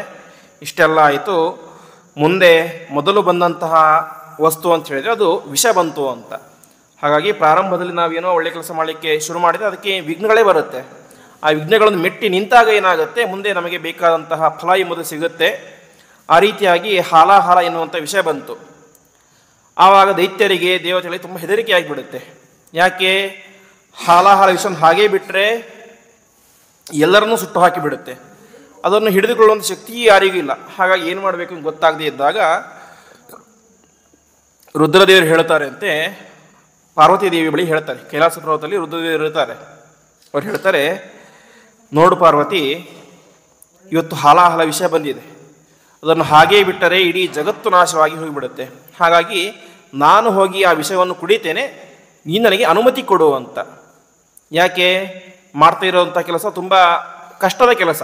ವಿಷಯವನ್ನು ಕುಡಿಯುವುದಂತೆ ಭಾರಿ ಸುಲಭದ ವಿಷಯ ಏನಲ್ಲ. ಹಾಗಾಗಿ ಮುಂದೆ ಅದರಿಂದ ಏನೋ ತೊಂದರೆಯಾಗಿ ನಿನಗೆ ತೊಂದರೆ ಆಗಬಾರ್ದು, ಹೆಂಡತಿಗೆ ತೊಂದರೆ ಆಗಬಾರ್ದು ಅಂತ ಹೆಂಡತಿ ಹತ್ತಿರ ಗಂಡನಾದಂತಹ ರುದ್ರದೇವರು ಅನುಮತಿಯನ್ನು ಕೇಳ್ತಾರೆ ಅಂತೆ. ಆವಾಗ ಪಾರ್ವತಿ ದೇವಿ ಹೇಳ್ತಾಳೆ, ಇವತ್ತು ನಿಮ್ಮಿಂದಾಗಿ ಇಡೀ ಜಗತ್ತಿನ ಉದ್ಧಾರ ಆಗತ್ತೆ ಅಂತ ಹೇಳಿದ್ರೆ ನೀವು ಅವಶ್ಯವಾಗಿ ಅದನ್ನು ಮಾಡಿ, ಇದ್ರಲ್ಲಿ ನನ್ನ ತಕರಾರು ಏನೂ ಇಲ್ಲ ಅಂತ ಹೆಂಡತಿ ಕೂಡ ಒಪ್ಪಿಗೆ ಕೊಡ್ತಾಳೆ. ಆಗ ವಿಷಪಾನ ಮಾಡಲಿಕ್ಕೆ ಅಂತ ರುದ್ರದೇವರು ಅಲ್ಲಿಗೆ ಬರ್ತಾರೆ ಅಂತೆ. ಬಂದಾಗ ಅಲ್ಲಿ ಅದಾಗಲೇ ವಾಯುದೇವರು ಬಂದಿರ್ತಾರೆ ಅಂತೆ. ವಾಯುದೇವರು ಬಂದು ಆ ಸಮಗ್ರವಾದಂಥ ವಿಷಯವನ್ನು ತಾವು ಕುಡಿತಾರೆ. ಕೊನೆಗೆ ಇಲ್ಲಿ ಪಾಪ ಏನಾಗಿದೆ, ರುದ್ರದೇವರು ವಿಷಯವನ್ನು ಕುಡಿಲಿಕ್ಕೆ ಅಂತ ಬಂದಿದ್ದಾರೆ. ಅವರಿಗೆ ತುಂಬ ಉತ್ಸಾಹ ಇದೆ. ಅವರಿಗೆ ಉತ್ಸಾಹ ಭಂಗವನ್ನು ಮಾಡಬಾರ್ದು ಅಂತ ತಾವು ಎಲ್ಲ ವಿಷಯವನ್ನು ಕೂಡ ಕುಡಿದು ಕೊನೆಗೆ ಸ್ವಲ್ಪ ವಿಷಯವನ್ನು ಉಳಿಸಿ ತಮ್ಮ ಕೈಯಲ್ಲಿ ಹಾಕಿಕೊಂಡು ಅದು ಚೆನ್ನಾಗಿ ತಿಕ್ಕಿ ಅದರ ಎಲ್ಲ ಸಾರಭಾಗವನ್ನು ಕೂಡ ತೆಗೆದು ರುದ್ರದೇವರಿಗೆ ಕೊಡ್ತಾರೆ ಅಂತೆ. ಕೇಶಿ ವಿಷಸ್ಯ ಪಾತ್ರೇಣ ಯದ್ರುದ್ರೇಣ ಪಿಬತ್ಸಹ ಎಂಬುದಾಗಿ ರುದ್ರದೇವರ ಜೊತೆಗೆ ವಾಯುದೇವರು ಕುಡಿದ್ರು ಅಂತ ಭಾಗವತ ಹೇಳುತ್ತೆ.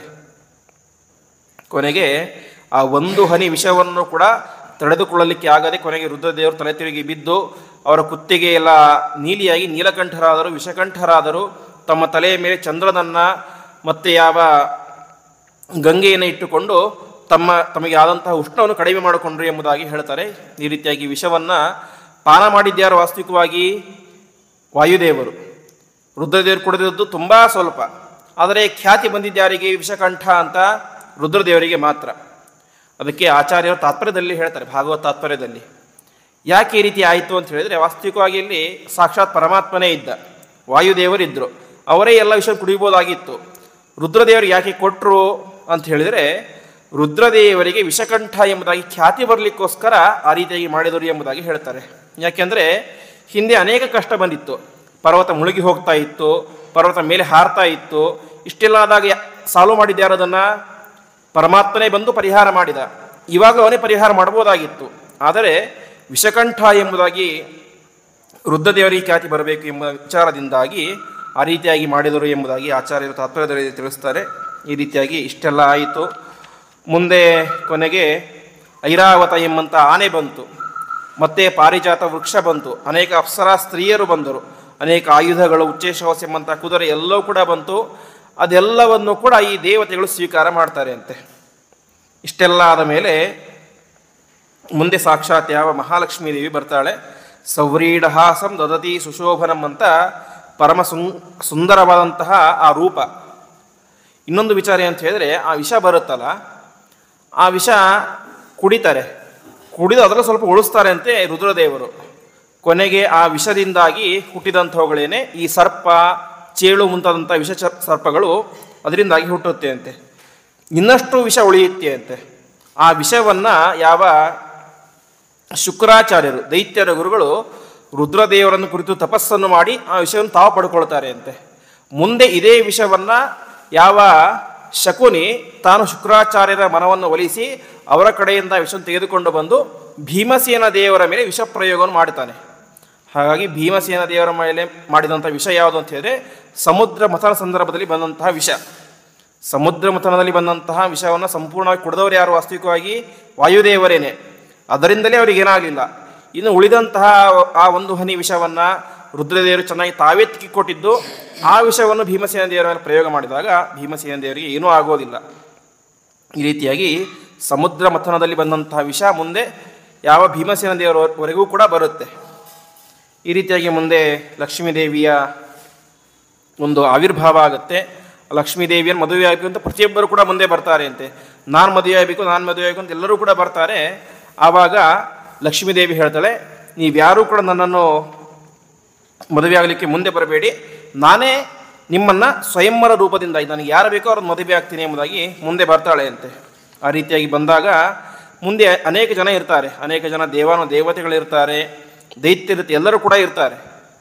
ಆವಾಗ ಲಕ್ಷ್ಮೀದೇವಿ ಏವಂ ವಿಮೃಶ್ಯಾವ್ಯಭಿಚಾರಿ ಸದ್ಗುಣೈ ವರಂ ನಿಜೈಕಾಶ್ರಯಿತ ಗುಣಾಶ್ರಯಂ ವವ್ರೇವರಂ ಸರ್ವಗುಣೈರಪೇಕ್ಷಿತಂ ರಮಾ ಮುಕುಂದಂ ನಿರಪೇಕ್ಷಮೀಪ್ಸಿತಂ ಅಂತ ಎಲ್ಲರ ಹತ್ರ ಹೋಗ್ತಾಳೆ.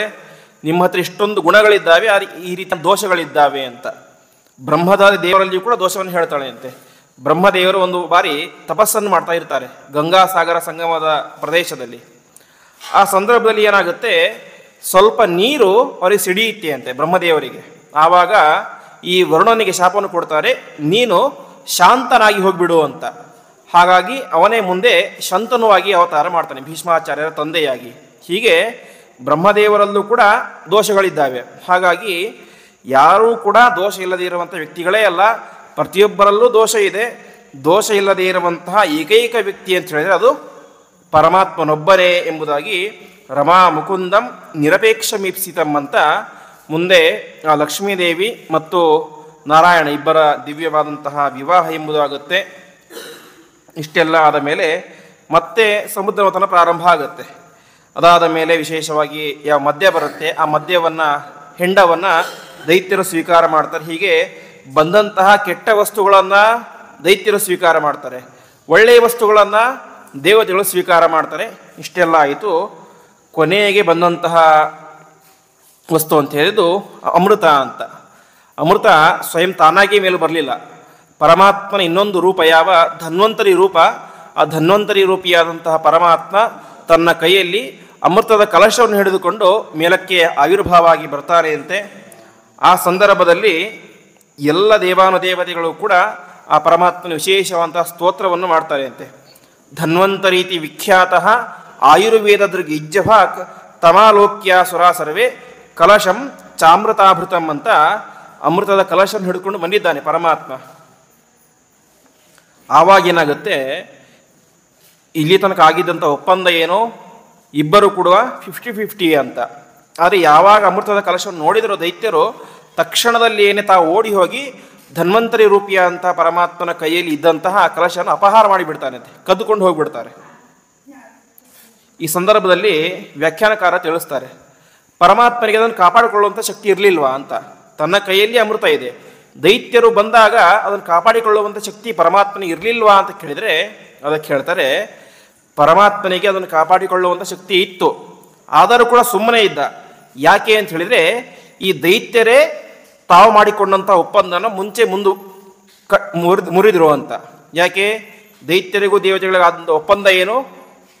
ಇಬ್ಬರಿಗೂ 50-50 ಅಂತ. ಈಗ ಮಾಡ್ತಾ ಇರೋದೇನು? ತಾವು ಮಾತ್ರ ಅಪಹಾರ ಮಾಡಿಕೊಂಡು ಹೋಗಿ ಮೋಸವನ್ನು ಮಾಡ್ತಾ ಇದ್ದಾರೆ ದೈತ್ಯರು. ಹಾಗಾಗಿ ದೈತ್ಯರ ಗುಣ ಅದು ಜಗತ್ತಿಗೆ ಗೊತ್ತಾಗಬೇಕು ಎನ್ನುವಂಥ ಉದ್ದೇಶದಿಂದಾಗಿ ಪರಮಾತ್ಮ ತನ್ನ ಕೈಯಲ್ಲಿ ಅದನ್ನು ಕಾಪಾಡಿಕೊಳ್ಳುವಂಥ ಸಾಮರ್ಥ್ಯ ಇದ್ದರೂ ಕೂಡ ತಾನೇ ಮಾಡಿದೆ ಕಾಪಾಡಿಕೊಳ್ಳಲಿಲ್ಲ ಅಂತೆ. ಕೊನೆಗೆ ಇಷ್ಟೆಲ್ಲ ಆಯಿತು. ದೇವತೆಗಳಿಗೆ ತುಂಬ ದುಃಖ ಆಗಿಬಿಡುತ್ತೆ. ಪರಮಾತ್ಮ ನಮಗೇನೋ ಮಾತು ಕೊಟ್ಟಿದ್ದ, ಏನಂತ? ನಿಮಗೆ ಮಾತ್ರ ಅಮೃತ ಕೊಡ್ತೇನೆ ಅಂತ. ಈಗ ನೋಡಿದರೆ ಏನಾಗ್ತಿದೆ? ದೈತ್ಯರಿಗೆ ಮಾತ್ರ ಅಮೃತ ಸಿಗೋ ರೀತಿ ಕಾಣಿಸ್ತಾ ಇದೆಯಲ್ಲ ಎಂಬುದಾಗಿ ತುಂಬ ದುಃಖ ಆಗುತ್ತೆ. ಆವಾಗ ಪರಮಾತ್ಮ ಹೇಳ್ತಾನೆ, ಏನು ಚಿಂತೆ ಮಾಡಿ, ನಾನು ನಿಮಗೆ ಕೊಟ್ಟೇ ಕೊಡ್ತೇನೆ ಅಂತ. ಆವಾಗ ಅಲ್ಲಿ ಪರಮಾತ್ಮನ ಇನ್ನೊಂದು ರೂಪದ ಆವಿರ್ಭಾವ ಆಗುತ್ತೆ. ಅದೇ ಮೋಹಿನಿ ಅಂತ. ಪ್ರತಿಯೊಬ್ಬರ ಮನಸ್ಸನ್ನು ಕೂಡ ಮೋಹಗೊಳಿಸುವಂಥ ದಿವ್ಯವಾದಂತಹ ಮೋಹಿನಿಯ ರೂಪ ಅಲ್ಲಿ ಬರುತ್ತೆ. ಈ ಕಡೆ ಏನಾಗ್ಬಿಟ್ಟಿತ್ತು, ದೈತ್ಯರೇನೋ ತೆಗೆದುಕೊಂಡು ಹೋಗ್ಬಿಟ್ರು ಅಮೃತ ಕಲಶವನ್ನು. ಆದರೆ ಅವರಲ್ಲೇ ಜಗಳ ಶುರುವಾಯಿತು. ನಾವು ಮೊದಲು ಕುಡಿಬೇಕು, ನೀನು ಮೊದಲು ಕುಡಿಬಾರ್ದು ಅಂತ. ಪ್ರತಿಯೊಬ್ಬರಲ್ಲೂ ಜಗಳ ಶುರುವಾಗುತ್ತೆ. ಯಾವಾಗ ಮೋಹಿನಿ ರೂಪ ಬಂತೋ ಆ ಮೋಹಿನಿಯ ದಿವ್ಯವಾದಂತಹ ರೂಪವನ್ನು ನೋಡಿ ಪ್ರತಿಯೊಬ್ಬ ದೈತ್ಯರು ಕೂಡ ಆಕರ್ಷಿತರಾಗಿ ಬಿಡ್ತಾರೆ ಅಂತೆ. ಆಕರ್ಷಿತರಾಗಿ ಅವರೇನು ಮಾಡ್ತಾರೆ, ಮೋಹಿನಿ ಹತ್ರ ಬರ್ತಾರೆ. ಬಂದು ಹೇಳ್ತಾರೆ, ಮೋಹಿನಿ, ಈ ಕಲಶ ನಿನ್ನ ಕೈಯಲ್ಲಿ ಕೊಡ್ತಾ ಇದ್ದೇವೆ, ನೀನೇ ಪ್ರತಿಯೊಬ್ಬರಿಗೂ ಕೂಡ ಸಮಾನವಾಗಿ ಅಮೃತವನ್ನು ಹಂಚಬೇಕು. ದೈತ್ಯರಿಗೆ ಮಾತ್ರ, ದೇವತೆಗಳಿಗಲ್ಲ, ದೈತ್ಯರಿಗೆ ಸಮಾನವಾಗಿ ಹಂಚಬೇಕು ಅಂತ ಕೊಡ್ತಾರೆ ಅಂತೆ. ಆ ಸಂದರ್ಭದಲ್ಲಿ ಮೋಹಿನಿ ಒಂದು ಮಾತನ್ನು ಹೇಳ್ತಾಳೆ, ನೋಡಿ, ನೀವು ನನ್ನ ಮೇಲೆ ತುಂಬ ನಂಬಿಕೆ ಇಡ್ತಾ ಇದ್ದೀರಿ. ಒಂದು ಪರ ಹೆಣ್ಣಿನ ಮೇಲೆ, ಬೇರೆ ಹೆಣ್ಣಿನ ಮೇಲೆ ನಂಬಿಕೆ ಇಡೋದು ಸರಿಯಲ್ಲ, ಹಾಗಾಗಿ ನನ್ನ ಮೇಲೆ ನಂಬಿಕೆ ಇಡಬೇಡಿ ಅಂತ ಸ್ವತಃ ಪರಮಾತ್ಮನೇ ಹೇಳ್ತಾನೆ ಮೋಹಿನಿ ರೂಪದಿಂದಾಗಿ. ಅಷ್ಟು ಹೇಳಿದರೂ ಕೂಡ ದೈತ್ಯರು ಹೇಳ್ತಾರೆ ಅಂತೆ, ಛೇ, ಇದು ನೀವು ಮಾತಾಡ್ತಾ ಇರೋ ಸುಳ್ಳು ಅಂತ. ಇಷ್ಟು ಸುಂದರವಾದಂಥ ರೂಪ ಇದೆ, ನಿನ್ನಂತಹ ಸುಂದರವಾದಂಥ ಹೆಣ್ಣು ಮೋಸ ಮಾಡಲಿಕ್ಕೆ ಸಾಧ್ಯನೇ ಇಲ್ಲ. ನೀನು ಮೋಸ ಮಾಡಿದರೂ ಪರವಾಗಿಲ್ಲ, ಅಮೃತವನ್ನು ನೀನೇ ಹಂಚಬೇಕು ಅಂತ. ಹೀಗೆ ಪರಮಾತ್ಮ ಏನು ಹೇಳಿದ್ದ, ಮೊದಲೇ ಹೇಳಿಬಿಟ್ಟಿದ್ದ, ನಾನು ನಿಮಗೆ ಮೋಸ ಮಾಡಿದ್ರು ಮಾಡೋದು, ನನ್ನ ಮೇಲೆ ನಂಬಿಕೆ ಇಡಬೇಡಿ ಅಂತ. ಅಷ್ಟು ಹೇಳಿದ್ರು ಕೂಡ ಏನು ಮಾಡಿದರು, ನಂಬಿಕೆಯನ್ನು ಇಟ್ಟರು. ಕೊನೆಗೆ ಅವರೇ ಮೋಸ ಹೋದರು ಎಂಬುದಾಗಿ ತಿಳಿಸ್ತಾರೆ. ಈ ರೀತಿಯಾಗಿ ಕೊಟ್ಟರು. ಕೊಟ್ಟ ಮೇಲೆ ಮೋಹಿನಿ ಹೇಳ್ತಾಳೆ, ಒಂದು ಬುದ್ಧಿವಾದವನ್ನು ಹೇಳ್ತಾಳೆ, ನೋಡಿ, ಅಮೃತಕ್ಕೋಸ್ಕರ ನೀವು ಕಷ್ಟಪಟ್ಟಿದ್ದೀರಿ, ಅವರೂ ಕಷ್ಟಪಟ್ಟಿದ್ದಾರೆ, ಹಾಗಾಗಿ ಅಮೃತ ಇಬ್ಬರಿಗೂ ಸಿಗಬೇಕು, ನಿಮಗೊಬ್ಬರಿಗೆ ನಾನು ಕೊಡೋದಿಲ್ಲ ಅಂತ. ಇಷ್ಟು ಹೊತ್ತು ಏನು ಮಾಡಿದ್ರು, ನಾವು ಮಾತ್ರ ಬೇಕು ಅಂತ ಹೇಳಿದರು. ಮೋಹಿನಿ ಯಾವಾಗ ಹೇಳಿದಳೋ ಸರಿ ಅಂತ ಒಪ್ಕೊಂಡ್ಬಿಟ್ರು. ಆ ರೀತಿಯಾಗಿ ಒಪ್ಕೊಂಡ್ರು. ಕೊನೆಗೆ ಮೋಹಿನಿ ಹೇಳ್ತಾಳೆ, ನೀವು ಒಂದು ಕಡೆ ಕೂತ್ಕೊಳ್ಳಿ, ಇವರು ಒಂದು ಕಡೆ ಕೂತ್ಕೊಳ್ತಾರೆ, ಇಬ್ಬರಿಗೂ ಕೂಡ ನಾನು ಸಮಾನವಾಗಿ ಅಮೃತವನ್ನು ಹಂಚುತ್ತೇನೆ. ಆದರೆ ಒಂದು ನಿಯಮ, ಎಲ್ಲರೂ ಕೂಡ ಕಣ್ಣು ಮುಚ್ಕೊಂಡಿರಬೇಕು ಅಂತ. ಸರಿ ಅಂತ ಒಪ್ಕೊಳ್ತಾರೆ ದೈತ್ಯರು. ಮೋಹಿನಿ ಏನು ಹೇಳಿದ್ರು ಕೂಡ ಒಪ್ಕೊಳ್ತಾ ಇದ್ರು, ಯಾಕೆಂದರೆ ಅವಳ ರೂಪಕ್ಕೆ ಆ ರೀತಿಯಾಗಿ ಆಕರ್ಷಿತರಾಗಿ ಬಿಟ್ಟಿದ್ರು. ಕೊನೆಗೆ ದೇವತೆಗಳು ಒಂದು ಸಾಲಿನಲ್ಲಿ ಕೂತ್ಕೊಂಡಿದ್ದಾರೆ. ಅಮೃತವನ್ನು ಕೊಡ್ತಾ ಬರ್ತಾಳೆ ಮೋಹಿನಿ. ಎಲ್ಲ ದೇವತೆಗಳಿಗೂ ಕೂಡ ಕೊಡ್ತಾಳೆ ಅಂತೆ. ಕೊಟ್ಟು ಕೊಟ್ಟು ಕೊಟ್ಟು ಕೊನೆಗೇನಾಗುತ್ತೆ, ಕೊನೆಗೆ ಇಬ್ಬರು ಕೂತ್ಕೊಂಡಿರ್ತಾರೆ, ಸೂರ್ಯ ಮತ್ತು ಚಂದ್ರ. ಅವ್ರಿಗೆ ಕೊಟ್ಟುಬಿಟ್ರೆ ಅಮೃತದ ಕಥೆ ಮುಗೀತು. ಈ ಕಡೆ ದೈತ್ಯರು ಕೂತ್ಕೊಂಡಿರ್ತಾರೆ, ನಮ್ಗೆ ಅಮೃತ ಬರ್ತಾನೆ ಇಲ್ವಲ್ಲ ಅಂತ ವಿಚಾರ ಮಾಡ್ತಾರೆ ಅಂತೆ. ಆದರೂ ಅವರಿಗೆ ಮೋಹಿನಿ ಮೇಲೆ ಅಪಾರವಾದ ನಂಬಿಕೆ, ಮೋಹಿನಿ ನಮ್ಗೆ ಮೋಸ ಮಾಡೋದಿಲ್ಲ ಅಂತ. ಕೊನೆಗಾಯಿತು, ದೇವತೆಗಳ ಸಾಲಿನಲ್ಲಿ ಕೊನೆಗೆ ರಾಹು ಕೂತ್ಕೊಂಡಿರ್ತಾನೆ ದೈತ್ಯರ ಸಾಲಿನಲ್ಲಿ. ಅವನು ಸ್ವಲ್ಪ ಕಣ್ಬಿಟ್ಟು ನೋಡ್ತಾನೆ, ಮೋಹಿನಿ ಮೋಸ ಮಾಡ್ತಾ ಇದ್ದಾಳೆ, ದೇವತೆಗಳಿಗೆ ಮಾತ್ರ ಅಮೃತವನ್ನು ಹಂಚ್ತಾ ಇದ್ದಾಳೆ. ಹಾಗಾಗಿ ಅವನೇನು ಮಾಡ್ತಾನೆ, ಈ ದೈತ್ಯರಿಗೆ ಅಮೃತ ಸಿಗದೆ ಹೋದ ಪರವಾಗಿಲ್ಲ, ನನಗೊಬ್ಬನಿಗೆ ಸಿಕ್ಕರು ಸಾಕು ಅಂತ. ಅದಕ್ಕೋಸ್ಕರ ಅವನೇನು ಮಾಡ್ತಾನೆ, ದೇವತೆಗಳ ವೇಷವನ್ನು ಧರಿಸಿ ಆ ಸಾಲಿನ ಕೊನೆಗೆ ಕೂತ್ಕೊಂಡ್ಬಿಡ್ತಾನೆ ಅಂತೆ. ಕೊನೆಗೆ ಪರಮಾತ್ಮ ಅವನ ಕೈಗೆ ಅಮೃತವನ್ನು ಹಾಕ್ತಾನೆ. ಅವನು ಕೂಡ ಅಮೃತವನ್ನು ಬಾಯಿಗೆ ಹಾಕ್ಕೊಳ್ತಾನೆ. ಹಾಕಿಕೊಂಡಾಗ ಸೂರ್ಯಚಂದ್ರರು ಜೋರಾಗಿ ತಿರುಸ್ತಾನೆ ಅಂತ. ಇವನು ರಾಹು, ದೈತ್ಯ ಇವನು ಅಂತ. ತಕ್ಷಣದಲ್ಲಿಯೇ ಪರಮಾತ್ಮ ತನ್ನ ಮೋಹಿನಿ ರೂಪವನ್ನು ಬಿಟ್ಟು ಕೈಯಲ್ಲಿ ಚಕ್ರವನ್ನು ಹಿಡಿದುಕೊಂಡು ಅವನ ಶಿರಸ್ಸನ್ನು ಛೇದ ಮಾಡಿಬಿಡುತ್ತಾನೆ. ಶಿರಸ್ಸನ್ನು ಛೇದ ಮಾಡಿದ. ಕೊನೆಗೆ ಏನಾಯಿತು, ಅವನ ಶಿರಸ್ಸು, ತಲೆ, ಅದಕ್ಕೆ ಅಮೃತ ಒಳಗೆ ಹೋಗಿತ್ತು, ತಲೆ ಬಾಯಲ್ಲಿ ಒಳಗಡೆ ಹೋಗಿತ್ತು, ಕಂಠಕ್ಕೆ ಎಳೆದಿರಲಿಲ್ಲ ಅಷ್ಟೇ. ಹಾಗಾಗಿ ಮುಂದೆ ಅವನ ತಲೆ ಏನಾಯಿತು, ಶಿರಸ್ತುತಸ್ಯ ಗ್ರಹತಾಂ ಪ್ರಪನ್ನ ಎಂಬುದಾಗಿ ಮುಂದೆ ರಾಹುಗ್ರಹ ಎಂಬುದಾಗಿ ಪ್ರಖ್ಯಾತ ಆಯಿತು ಎಂಬುದಾಗಿ ತಿಳಿಸ್ತಾರೆ. ಅದೊಂದು ಗ್ರಹದ ಸ್ಥಾನವನ್ನು ಪಡೆಯಿತು ಅಂತ. ಕೊನೆಗೆ ಈ ಕಡೆ ಕೆಳಗಡೆ ಮುಂಡ ಇದೆ, ಶರೀರ ಇದೆ. ಆ ಶರೀರ ಇವತ್ತಿಗೂ ಕೂಡ ಆ ಸಮುದ್ರದಲ್ಲಿ ತೇಲ್ತಾ ಇದೆ ಅಂತೆ. ಯಾಕೆ ತೇಲ್ತಾ ಇದೆ ಅಂತ ಹೇಳಿದರೆ, ಸಾಮಾನ್ಯ ಶರೀರ ಆಗಿದ್ದರೆ ನಾಶ ಆಗಿಬಿಡ್ತಾ ಇತ್ತು. ಆದರೆ ಏನಾಗಿತ್ತು ಅಂತ ಹೇಳಿದ್ರೆ, ಅವನ ಅಮೃತವನ್ನು ಕುಡಿದ, ಅಮೃತ ಬಾಯಿಲಿ ಒಳಗಡೆ ಹೋಯಿತು. ತಕ್ಷಣದಲ್ಲಿ ಪರಮಾತ್ಮ ಏನು ಮಾಡಿದ, ಶಿರಸ್ಸನ್ನು ಛೇದ ಮಾಡಿದ. ಛೇದ ಮಾಡಿದ ಮೇಲೆ ಏನಾಯಿತು, ಒಂದು ಹನಿ ಅಮೃತ ಕುತ್ತಿಗೆಯಿಂದಾಗಿ ಅವನ ಶರೀರದಲ್ಲಿ ಬಿತ್ತು ಅಂತೆ. ಒಂದು ವೇಳೆ ಶಿರಸ್ಸನ್ನು ಕಟ್ ಮಾಡೋದಕ್ಕಿಂತ ಮುಂಚೆ ಬಿದ್ದುಬಿಟ್ಟಿದೆ, ಬದುಕ್ತಾ ಇದ್ದ ಪಾಪ. ಶಿರಸ್ಸು ಛೇದ ಆದ ಮೇಲೆ ಏನಾಯಿತು, ಅಮೃತ ಅವನ ದೇಹದಲ್ಲಿ ಬಿತ್ತು. ಹಾಗಾಗಿ ಒಂದು ಹನಿ ಅಮೃತ ಅವನ ಶರೀರದಲ್ಲಿ ಸೇರಿದ್ರಿಂದಾಗಿ ಅವನ ದೇಹ ಎಂಬುದು ನಾಶ ಆಗಲಿಲ್ಲ. ಇವತ್ತಿಗೂ ಕೂಡ ಆ ಶುದ್ಧೋಧನ ಸಮುದ್ರದಲ್ಲಿ ತೇಲ್ತಾ ಇದೆ ಎಂಬುದಾಗಿ ಹೇಳ್ತಾರೆ. ಶಿರಸ್ಸಂತೂ ಅಮೃತವನ್ನು ಸೇರಿತ್ತು. ಹಾಗಾಗಿ ಆ ಶಿರಸ್ಸು, ತಲೆ ಎಂಬುದು ಗ್ರಹತಾಂ ಪ್ರಪನ್ನಃ ಎಂಬುದಾಗಿ ಇವತ್ತು ನಮಗೆ ರಾಹುಗ್ರಹ ಎಂಬುದಾಗಿ ಪ್ರಖ್ಯಾತವಾಗಿದೆ. ಆ ರೀತಿಯಾಗಿ ಇಷ್ಟೆಲ್ಲ ಆಯಿತು. ಇಷ್ಟೆಲ್ಲ ಆದ ಮೇಲೆ ಪರೀಕ್ಷಿತ ರಾಜ ಪ್ರಶ್ನೆ ಮಾಡ್ತಾನೆ ಅಂತ, ಕೊನೆಗೆ ಅಮೃತ ದೇವತೆಗಳಿಗೆ ಸಿಕ್ತು. ಮುಂದೆ ಘನಘೋರವಾದ ಯುದ್ಧ ಕೂಡ ಪ್ರಾರಂಭ ಆಯಿತು ಎಲ್ಲ ದೇವತೆಗಳಿಗೆ ಮತ್ತು ದೈತ್ಯರಿಗೆ. ಈಗ ದೇವತೆಗಳಿಗೆ ಏನಾಗಿದೆ, ಶಕ್ತಿ ಜಾಸ್ತಿ ಆಗಿದೆ. ಯಾಕೆ, ಅಮೃತವನ್ನು ಕುಡಿದು ಬಿಟ್ಟಿದ್ದಾರೆ. ಹಾಗಾಗಿ ಅವರೆಲ್ಲರೂ ಕೂಡ ಅತ್ಯಂತ ಸುಲಭವಾಗಿ ಎಲ್ಲರನ್ನು ಕೂಡ ಓಡಿಸ್ತಾರೆ ಅಂತೆ. ಈ ಸಂದರ್ಭದಲ್ಲಿ ಒಬ್ಬ ವ್ಯಕ್ತಿ ಇರ್ತಾನೆ, ದೈತ್ಯ. ಅವನ ಹೆಸರು ನಮೂಚಿ ಅಂತ. ಆ ನಮೂಚಿ ದೈತ್ಯರನ್ನು ಎಷ್ಟು ಸಂಹಾರ ಮಾಡಬೇಕು ಅಂತ ನೋಡಿ ಕೂಡ ಸಂಹಾರ ಮಾಡಿ ಸಾಧ್ಯನೇ ಆಗೋದಿಲ್ಲ ಅಂತೆ. ಯಾಕೆ ಅಂತ ಹೇಳಿದ್ರೆ, ಅವನಿಗೆ ರುದ್ರದೇವರೊಂದು ವರ ಇತ್ತು ಅಂತೆ. ನೀನು ಹಸಿಯಾದಂಥ ಪದಾರ್ಥಗಳಿಂದಲೂ ಸಾಯಬಾರ್ದು, ಒಣಗಿದಂಥ ಪದಾರ್ಥದಿಂದಲೂ ಸಾಯಬಾರ್ದು ಅಂತ. ಈ ಖಡ್ಗ, ಬಾಣ ಮತ್ತು ಗದೆ ಎಲ್ಲವೂ ಕೂಡ ಒಣಗಿರುವಂಥ ಪದಾರ್ಥಗಳು, ಅದರಿಂದ ಸಾಯಿಸ್ಲಿಕ್ಕೆ ಸಾಧ್ಯ ಆಗೋದಿಲ್ಲ. ಆವಾಗ ವಾಯುದೇವರು ಹೇಳ್ತಾರೆ ಅಂತೆ, ಇವನನ್ನು ನೊರೆಯಿಂದಾಗಿ, ಸಮುದ್ರದ ನೊರೆಯಿಂದಾಗಿ ಸಾಯಿಸಿ ಅಂತ. ಯಾಕೆಂದರೆ ಸಮುದ್ರದ ನೊರೆ ಈ ಕಡೆ ಹಸಿಯೂ ಇರೋದಿಲ್ಲ, ಹಾಗಂತ ಈ ಕಡೆ ಒಣಗಿರೋದು ಇಲ್ಲ, ಮಧ್ಯದಲ್ಲಿ ಇರುತ್ತೆ. ಹಾಗಾಗಿ ಕೊನೆಗೆ ಇಂದ್ರದೇವರು ಸಮುದ್ರದ ನೊರೆಯಿಂದಾಗಿ ಆ ನಮೂಚಿ ಎಂಬ ದೈತ್ಯನ ಸಂಹಾರವನ್ನು ಮಾಡ್ತಾರೆ ಅಂತೆ. ಇಷ್ಟೆಲ್ಲ ಆದ ಮೇಲೆ ಬಲಿಚಕ್ರವರ್ತಿಗೆ ತುಂಬ ದುಃಖ ಆಗುತ್ತೆ. ಕೊನೆಗೆ ಅವನು ಏನಾದರೂ ಮಾಡಿ ಈ ದೇವೇಂದ್ರ ಪದವಿಯನ್ನು ಸಂಪಾದನೆ ಮಾಡಲೇಬೇಕು ಅಂತ ಮುಂದೆ ಅವನು 100 ವಿಶ್ವಜಿತ್ ಯಾಗವನ್ನು ಮಾಡಲಿಕ್ಕೆ ಶುರು ಮಾಡ್ತಾನೆ ಅಂತೆ. ಪರಮಾತ್ಮ ಒಂದು ನಿಯಮವನ್ನು ಮಾಡಿದ್ದ, ಯಾರು 100 ವಿಶ್ವಜಿತ್ ಯಾಗಗಳನ್ನು ಮಾಡ್ತಾರೋ ಅವನು ದೇವೇಂದ್ರನಾಗ್ತಾನೆ ಅಂತ. ಅದಕ್ಕೆ ಆ ದೇವೇಂದ್ರನ ಇನ್ನೊಂದು ಹೆಸರು ಏನಂತ ಹೇಳಿದ್ರೆ ಶಕ್ರ ಅಂತ. ಯಾಕೆ ಶಕ್ರ ಅಂತ ಹೆಸರು ಅಂತ ಹೇಳಿದ್ರೆ, ಶತಕ್ರತು, ಕ್ರತು ಅಂತ ಹೇಳಿದ್ರೆ ಯಾಗ ಅಂತ, ಶತ ಅಂತ ಹೇಳಿದ್ರೆ 100 ಯಾಗಗಳನ್ನು ಮಾಡಿದವನಿಗೆ ಶಕ್ರ ಅಂತ ಹೆಸರು. ಹಾಗಾಗಿ ಬಲಿಚಕ್ರವರ್ತಿ ಒಂದು ತೀರ್ಮಾನವನ್ನು ಮಾಡ್ತಾನೆ, ನಾವಿವತ್ತು ಯುದ್ಧ ಮಾಡಿ ಏನೋ ಮಾಡಲಿಕ್ಕೆ ಹೊರಟ್ರೆ ಪರಮಾತ್ಮ ನಮಗೆ ಅಡ್ಡ ಬರ್ತಾನೆ. ಹಾಗಾಗಿ ನಾನು ಪ್ರಾಮಾಣಿಕವಾಗಿ 100 ವಿಶ್ವಜಿತ್ ಯಾಗಗಳನ್ನು ಮಾಡಿ ನಾನು ದೇವೇಂದ್ರನಾಗ್ತೇನೆ ಅಂತ ಯಾಗಗಳನ್ನು ಮಾಡಲಿಕ್ಕೆ ಪ್ರಾರಂಭ ಮಾಡ್ತಾನೆ. ಅದಕ್ಕೆ ಪುರೋಹಿತರಾಗಿ ಯಾವ ಶುಕ್ರಾಚಾರ್ಯ, ದೈತ್ಯರ ಗುರುಗಳು, ಮಾಡಲಿಕ್ಕೆ ಶುರು ಮಾಡ್ತಾರೆ. 1 ಆಯಿತು, 2 ಆಯಿತು, 3 ಆಯಿತು, 4 ಆಯಿತು, 99 ವಿಶ್ವಜಿತ್ ಯಾಗಗಳು ಮುಗೀತು. ಕೊನೆಗೆ 100ನೇ ವಿಶ್ವಜಿತ್ ಯಾಗ ಪ್ರಾರಂಭ ಆಗಿದೆ. ಆ ಸಂದರ್ಭದಲ್ಲಿ ಯಾವ ನರ್ಮದಾ ನದಿಯ ತೀರ ಅಲ್ಲಿ ಯಾಗ ನಡೀತಾ ಇರುತ್ತೆ. ಅಲ್ಲಿಯ ಪಕ್ಕದಲ್ಲಿ ಕಶ್ಯಪ ಋಷಿಗಳ ಆಶ್ರಮ ಇರುತ್ತೆ. ಆ ಕಶ್ಯಪ ಋಷಿಗಳ ಆಶ್ರಮದಲ್ಲಿ ಅದಿತಿ ದೇವಿಯಲ್ಲಿ ಸಾಕ್ಷಾತ್ ಪರಮಾತ್ಮ, ಯಾವ ವಾಮನ ರೂಪಿಯಾಗಿ ಪರಮಾತ್ಮ ಅವತಾರ ಮಾಡ್ತಾನೆ. ವಾಮನ ಶಬ್ದಕ್ಕೆ ಅರ್ಥ ಅಂತ ಹೇಳಿದ್ರೆ ಕುಳ್ಳಗಿರುವವನು ಅಂತ ಅಷ್ಟೇ ಅರ್ಥ. ಪರಮಾತ್ಮ ವಾಮನ ರೂಪಿಯಾಗಿ ಅವತಾರ ಮಾಡ್ತಾನೆ. ಅವತಾರ ಮಾಡಿದ ತಕ್ಷಣವೇನೆ ಅವನಿಗೆ ಉಪನಯನವನ್ನು ಮಾಡ್ತಾರೆ ಅಂತೆ. ಅಷ್ಟು ಬೆಳೆದು ಬಿಟ್ಟ ವೇಗದಲ್ಲಿ. ಕೊನೆಗೆ ಬ್ರಹ್ಮಾದಿ ದೇವತೆಗಳೇ ಬಂದು ಅವನಿಗೆ ಉಪನಯನವನ್ನು ಮಾಡ್ತಾರೆ. ಉಪನಯನ ಆಯಿತು. ಮುಂದಿನ ಕ್ಷಣವೇನೆ ನೇರವಾಗಿ ಬಲಿಚಕ್ರವರ್ತಿ ಅರಮನೆಗೆ ಹೋಗ್ತಾನೆ. ಬಲಿಚಕ್ರವರ್ತಿಯ ಅರಮನೆಗೆ ಹೋಗ್ತಾನೆ. ಅರಮನೆಗೆ ಹೋದಾಗ ಅಲ್ಲಿದ್ದಂತಹ ಪ್ರತಿಯೊಬ್ಬರಿಗೂ ಕೂಡ ಭಾರಿ ಆಶ್ಚರ್ಯ ಅಂತೆ. ನೋಡಲಿಕ್ಕೆ ಇನ್ನು 5-6 ವರ್ಷದ ಪುಟ್ಟ ಬಾಲಕ, ಮುಖದಲ್ಲಿ ನೋಡಿದರೆ ಭಾರೀ ಬ್ರಹ್ಮ ತೇಜಸ್ಸು, ಭಾರೀ ಕಳೆ ಇದೆ, ಯಾರಿರ್ಬೋದು ಎಂಬುದಾಗಿ ಎಲ್ಲರೂ ಕೂಡ ನಮಸ್ಕಾರ ಮಾಡ್ತಾರೆ ಅಂತೆ. ನಮಸ್ಕಾರ ಮಾಡಿದಾಗ ಈ ಯಾವ ಬಲಿಚಕ್ರವರ್ತಿಯು ಕೂಡ ಸ್ವಾಗತಂ ತೇ ನಮಸ್ತುಭ್ಯಂ ಬ್ರಹ್ಮನ್ ಕಿಂ ಕರಬಾಮತೆ ಬ್ರಹ್ಮರ್ಷೀಣಾಂ ತಪಸ್ಸಾಕ್ಷಾತ್ ಮನ್ಯೇ ತ್ವಾರಿ ವಪುರ್ಧರಂ ಎಂಬುದಾಗಿ ಅವರಿಗೆ ಸಾಷ್ಟಾಂಗ ನಮಸ್ಕಾರವನ್ನು ಮಾಡಿ ಹೇಳ್ತಾನೆ, ಇವತ್ತು ನಮ್ಮ ಇಡೀ ಕುಲವೇ ಉದ್ಧಾರವಾಗಿ ಹೋಗಿಬಿಡ್ತು ಅಂತ. ಏಕೆ, ನಿಮ್ಮಂತಹ ದೊಡ್ಡ ಜ್ಞಾನಿಗಳು ನಮ್ಮ ಆಶ್ರಮಕ್ಕೆ ಬಂದಿದ್ದೀರಿ, ನನ್ನ ಯಜ್ಞವೂ ಪರಿಪೂರ್ಣ ಆಗುತ್ತೆ, ನೀವು ನಮ್ಮ ಪಿತೃಗಳು ಉದ್ಧಾರ ಆಗ್ತಾರೆ, ನನ್ನ ಉದ್ಧಾರವಾಗುತ್ತೆ ಎಂಬುದಾಗಿ ಅವರಿಗೆ ಯಾವ ವಾಮನ ರೂಪಿ ಅಂತ ಪರಮಾತ್ಮನಿಗೆ ವಿಶೇಷವಾದಂತಹ ಎಲ್ಲ ಸತ್ಕಾರವನ್ನೆಲ್ಲ ಮಾಡ್ತಾನೆ. ಸತ್ಕಾರ ಮಾಡಿ ಮುಂದೆ ಕೇಳ್ತಾನೆ, ನಾನು ಯಾರು ಸಾಮಾನ್ಯ ವ್ಯಕ್ತಿಯಲ್ಲ, ಪ್ರಹ್ಲಾದನ ಮೊಮ್ಮಗ, ನಿಮಗೇನು ಬೇಕೋ ಎಲ್ಲವನ್ನು ಕೂಡ ಕೊಡ್ತೇನೆ ಎಂಬುದಾಗಿ ಹೇಳ್ತಾರೆ. ಯದ್ಯದ್ವಟೋ ವಾಂಛಸಿ ತತ್ಪ್ರತೀಶ್ವ ಅಂತ ನಿನ್ನ ನೋಡಿದರೆ ನನಗೊಂದು ಅರ್ಥ ಆಯಿತು. ಏನು, ಭಾರೀ ಜ್ಞಾನ ಇದೆ, ಆದರೆ ಸಂಪತ್ತಿಲ್ಲ ಅಂತ ಗೊತ್ತಾಗುತ್ತೆ ನಿನ್ನ ಮುಖವನ್ನು ನೋಡಿದರೆ.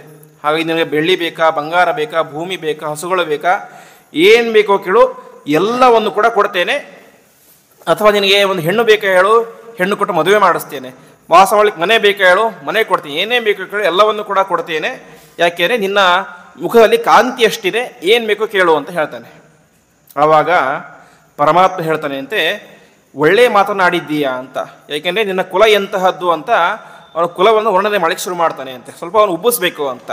ಬಲಿಚಕ್ರವರ್ತಿ ಎಂಥ ಶ್ರೇಷ್ಠ, ನೀನು ಯಾವ ಪ್ರಹ್ಲಾದ ಎಂಥವನು, ಹಿರಣ್ಯಕಶಿಪು ಎಂಥವನು ಎಂಬುದಾಗಿ ಅವರ ವರ್ಣನೆ ಮಾಡಲಿಕ್ಕೆ ಶುರು ಮಾಡ್ತಾನೆ ಅಂತೆ.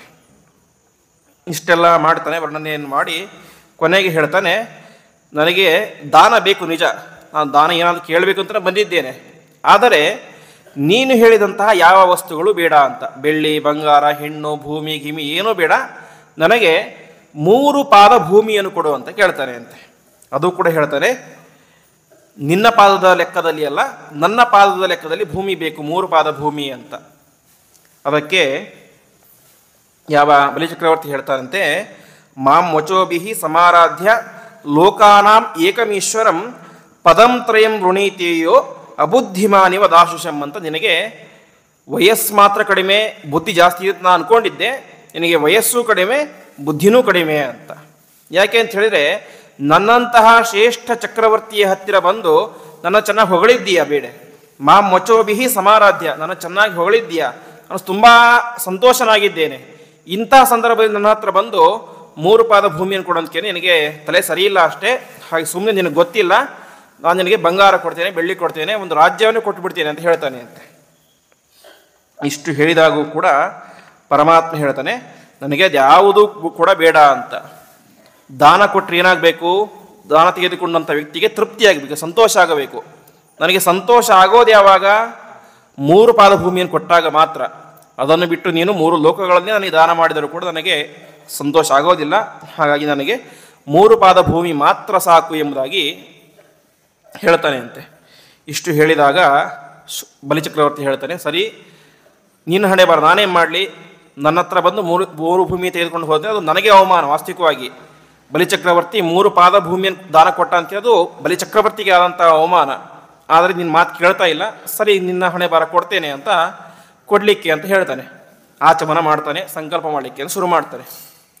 ಆವಾಗ ಅವನ ಗುರುಗಳಾದಂತಹ ಶುಕ್ರಾಚಾರ್ಯ ಹೇಳ್ತಾರೆ ಅಂತೆ, ಬಲಿಚಕ್ರವರ್ತಿ 1 ನಿಮಿಷ ನಿಲ್ಲು ಅಂತ. ಯಾಕೆ ಅಂತ ಕೇಳ್ತಾನೆ. ಅದಕ್ಕೆ ಶುಕ್ರಾಚಾರ್ಯ ಹೇಳ್ತಾರೆ, ಬಂದಿರುವಂತಹ ವ್ಯಕ್ತಿ ಯಾಕೋ ನನಗೆ ಸಾಮಾನ್ಯ ವ್ಯಕ್ತಿ ತನಿಸ್ತಾ ಇಲ್ಲ, ಪರಮಾತ್ಮನೇನೆ ನಿನಗೆ ಮೋಸ ಮಾಡಲಿಕ್ಕೆ ಅಂತ ಬಂದಿದ್ದಾನೆ ಅಂತ. ಯಾಕೆ, ನೀನು ಈ ಯಾಗವನ್ನು ಪೂರ್ತಿಗೊಳಿಸಿದರೆ ನೀನೇನಾಗ್ತೀಯ, ದೇವೇಂದ್ರನಾಗ್ತೀಯ. ಹಾಗಾಗಿ ನಿನ್ನನ್ನು ಹೇಗಾದರೂ ಮಾಡಿ ತಪ್ಪಿಸಬೇಕು ಅಂತ ಪರಮಾತ್ಮನೇ ಈ ರೂಪದಿಂದ ಬಂದಿದ್ದಾನೆ. ಹಾಗಾಗಿ ಸುಮ್ಮನೆ ದಾನ ಕೊಡಬೇಡ ಅಂತ ನಿನಗೆ ಮೋಸ ಮಾಡ್ತಾನೆ ಅಂತ ಹೇಳ್ತಾರೆ.